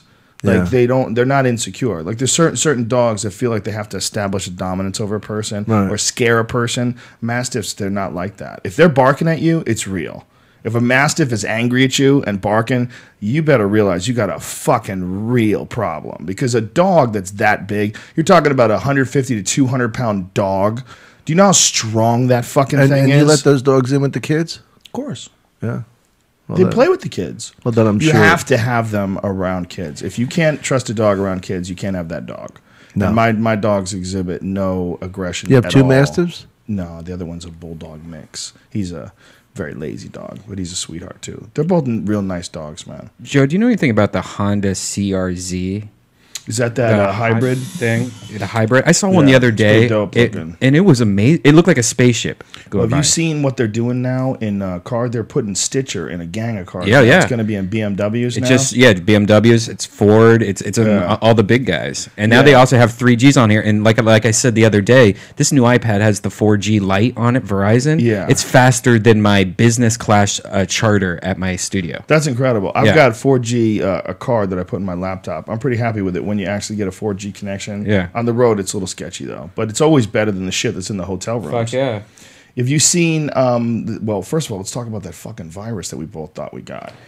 Yeah. If So you don't know, it's the flashback virus. If you're using a Mac and you think that you can't get a Trojan, it's not really a virus. It's a Trojan. It's an exploit through Java. And I guess it only works if you don't have your Java updated to the latest and greatest. Yeah, if you're one of those people that keep your shit updated, you're really not going to have to worry about it. Yeah, I wouldn't say that though. I wouldn't say that. Also, it's only if you go to some really sketchy websites. Which The more I read about it, and also there's a way to test it to see if you have it. And I tested mine, and I go to the filthiest fucking places in the world, and I didn't have it. I mean, I do look at torrent websites. How'd you test? What do you have to do to test? You open up Terminal, and you have to cut and paste a couple of different lines of code in it. Right. The easiest way to actually figure it out, if you go to 9to5.com or Mac9to5.com, what is that website, right? Mac9to5. Anyways, if you just Google Mac virus, it will come up with a couple pages, and there's like links to the code that you cut and paste into your browser. Okay. And it's 9to5mac.com is the one that I saw it on. And it's pretty much you just type in these codes, and if you don't, if it tells you what to look for and what not to look for to tell you if you have it. But, honestly, the only thing you really have to do is just open up your little Apple in the left-hand corner, hit it, and then go to System Update, and there's a Java update in that if you have that will patch it. And if it's not in there already, check to make sure you have it, then you must have already done it. Some people say you shouldn't have Java on your browser. You shouldn't enable Well, Java. the problem You have to, though, The for problem some is business. when you go to any kind of when you first get your laptop and you first get your Mac, that's one of the first things that comes up. It's like, would you like to install Java? Like, it's not a part of the operating system. It's not a part of Windows. It's a third party thing that you add to your browsers, pretty much. So it's a plugin. Like, I just had it turned off on this laptop over here, and I tried to go to that Honda website, and it didn't work. The Honda website didn't work because I didn't have Java enabled. So I enabled it, and now it works. I checked this laptop and this Mac or this iMac. You updated it last night, so everything's cool. And if you're looking at if you go to 9to5mac.com and you look at the map that like who's infected, there is a lot of people infected, but we're talking about worldwide. Well, didn't Don Barris say that he had someone Don Barris into his computer? Don Barris had a meltdown last night on the stage because he had his Facebook hacked and his Gmail hacked. So then he went in there and changed all the shit, and then they hacked it again. And he pretty much on stage was like, you know what? I give up. I'm not doing any more podcasts anymore. I'm done with this ding dong shit. Like, it really freaked him out that people are. Why is it that easy to freak him out? Dom, you got a Xanax for him? Well, it's the point that like we were talking about this the other day. If a girlfriend finds your cell phone and looks through your cell phone, that's scary sometimes. Like, you don't know what you fucking say to your friends, or like, like, dude, you see that chick's Come tits? over and suck my cock. Yeah. Just kidding. LOL. Yeah. Maybe not. Well, yeah. LOL. It's like if I ever die and my parents find my fucking laptop and they have to go through it and sort things, History. that's the most scariest shit ever. My mom's gonna be like, "What's wrong with Brian?" And then I can't be like, "Mom, no, I downloaded those for Photoshop so I could put Joe's face on it and then put it on his message board." You know what I mean? Like, it's joke pictures or not whatever. really into black dicks. Yeah, exactly. I think of that when I'm jerking off on the couch and there's porns left out. If I died, Right. like, who would walk in and see what how perverted they are? Yeah, exactly. And so now imagine the whole internet being able to do that to your computer. Not your mom, not your fucking girlfriend looking at your phone. Now imagine the whole internet being able to access your computer. That's fucking terrifying. Don't you think? It is terrifying. Yeah. It terrifies It's going to me. happen. I really think that, what we talked about with Everlast the other day, where like secrets are on the way out. It's at a certain point in time, everything you do online, someone's going to be able to read it. Absolutely. Oh, yeah. Someone's going to be able to listen to your phone calls. They're going to be able to Yeah, access. that's what I said last night. I was like, Joe, there's like at least 7 people in New Zealand right now listening to this us. phone call that are ahead of us in Boring, technology though. that can. It's probably boring. Look at Yeah. Tiger Woods, a great example. Like, when I was a kid, baseball players, they all cheated on their wives, but Right. even the sports writers knew it. They didn't rat them out. But today's world, Tiger Anybody Woods, they can do trace it. down everything. Yeah. And he wouldn't even been in trouble 25 Well, years look ago. at what Michael Jordan probably did is, double that. I mean, Michael Jordan in his prime. Oh, he did, Must have been yeah. a goddamn tornado. I'm sure he just did. Sweeping white women through the air like semis. I think- Did you see that video footage of Dallas? The fucking tornado hitting Dallas and semis were flying through the air. Oh, my like God. paper, Dom. 18-wheelers. Yeah. Full 18-wheelers. 30, 40, 50 feet in the air just spinning in circles. It's fucking crazy. Yeah, it's crazy. It's really weird to watch, man. I would highly recommend, though, this is something that I'm personally going to start doing, is to take your fucking computer and empty it all out onto external hard drives, and then unplug those external hard drives from your computer and only use them when you need to, or make them. Jesus, that's a lot of work. Yeah, but it only takes like if people are hacking Macs and people are doing this shit nowadays with like WikiLeaks and all this fucking crazy shit. If you really want to fucking protect yourself, WikiLeaks, what are you, the government? Well, I mean. I think hackers are way above what we know that they are. I think people are downloading fucking large amounts of information about anyone. I think there's fucking message boards that people probably go, all right, who should we look at their computer today? Oh, let's go to see Steven Seagal's. Have you seen this new thing on the cover of Wired, this month's Wired, about the NSA building like the most incredible security spying computer system ever, where they're going to be able to literally keep a data record of every phone call you make, every text you send, every phone call that Sounds gets like a Sting in song. and out. Yes. I mean, could you just stop and imagine that? The ability to record every single phone call that gets made throughout the entire country all the time. Well, doesn't like when Dell, is it Dell? There's this big computer somewhere that has all this information on it for years, and then finally it gets thrown out. Like everything we did on the computer is stored somewhere. Yeah, that's what I've heard. I have no backup for it. I was hoping you guys would agree with me. New cars, Brian. You're getting so bored with this podcast. No. Oh, by the way, now I'm doing Cleveland. I'm not saying it's long. I'm doing Cleveland this week. Oh, this week. I'm kidding.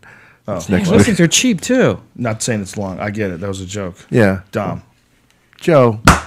Come on. Love you, buddy. Right back at This you, big guy's boy. Fucking buying cars online over here. Look at him. I'm going to price it just while. No, I just wanted to know how much I saw today, and it really was cool. Impulsive little child. Can't stay off a website. Trying to keep this goddamn podcast together. This guy's on Xanax. You're on marijuana. I'm on marijuana and coconut water. C2O. It is delicious, by the way. It is, right? Isn't it? It's is this one of your sponsors? No, not really. They're our friends, though. C2O, it's the best. The reason why C2O coconut water is so delicious is because it comes from Thailand, and they have a very specific, it's a small boutique company, very specific type of coconut. It's a small tree, too, apparently. Joe, can you go over your sponsors with me one more time? Yes, I can. But before that, I will tell you, Atlanta, 420, the Tabernacle. I'm recording my fucking special, bitches. First show sold out. Is it really? Second show almost sold out. Cool. Good luck with that. There's a couple hundred seats. I'm not gonna lie to you. Do you know there's a couple hundred seats left. Well, it's a huge place, but there's plenty of tickets. Go get them. Jump on it. It's Go gonna see be Joe. He's terrific live. the best shit I've ever done. You know how good I am with numbers? It's amazing.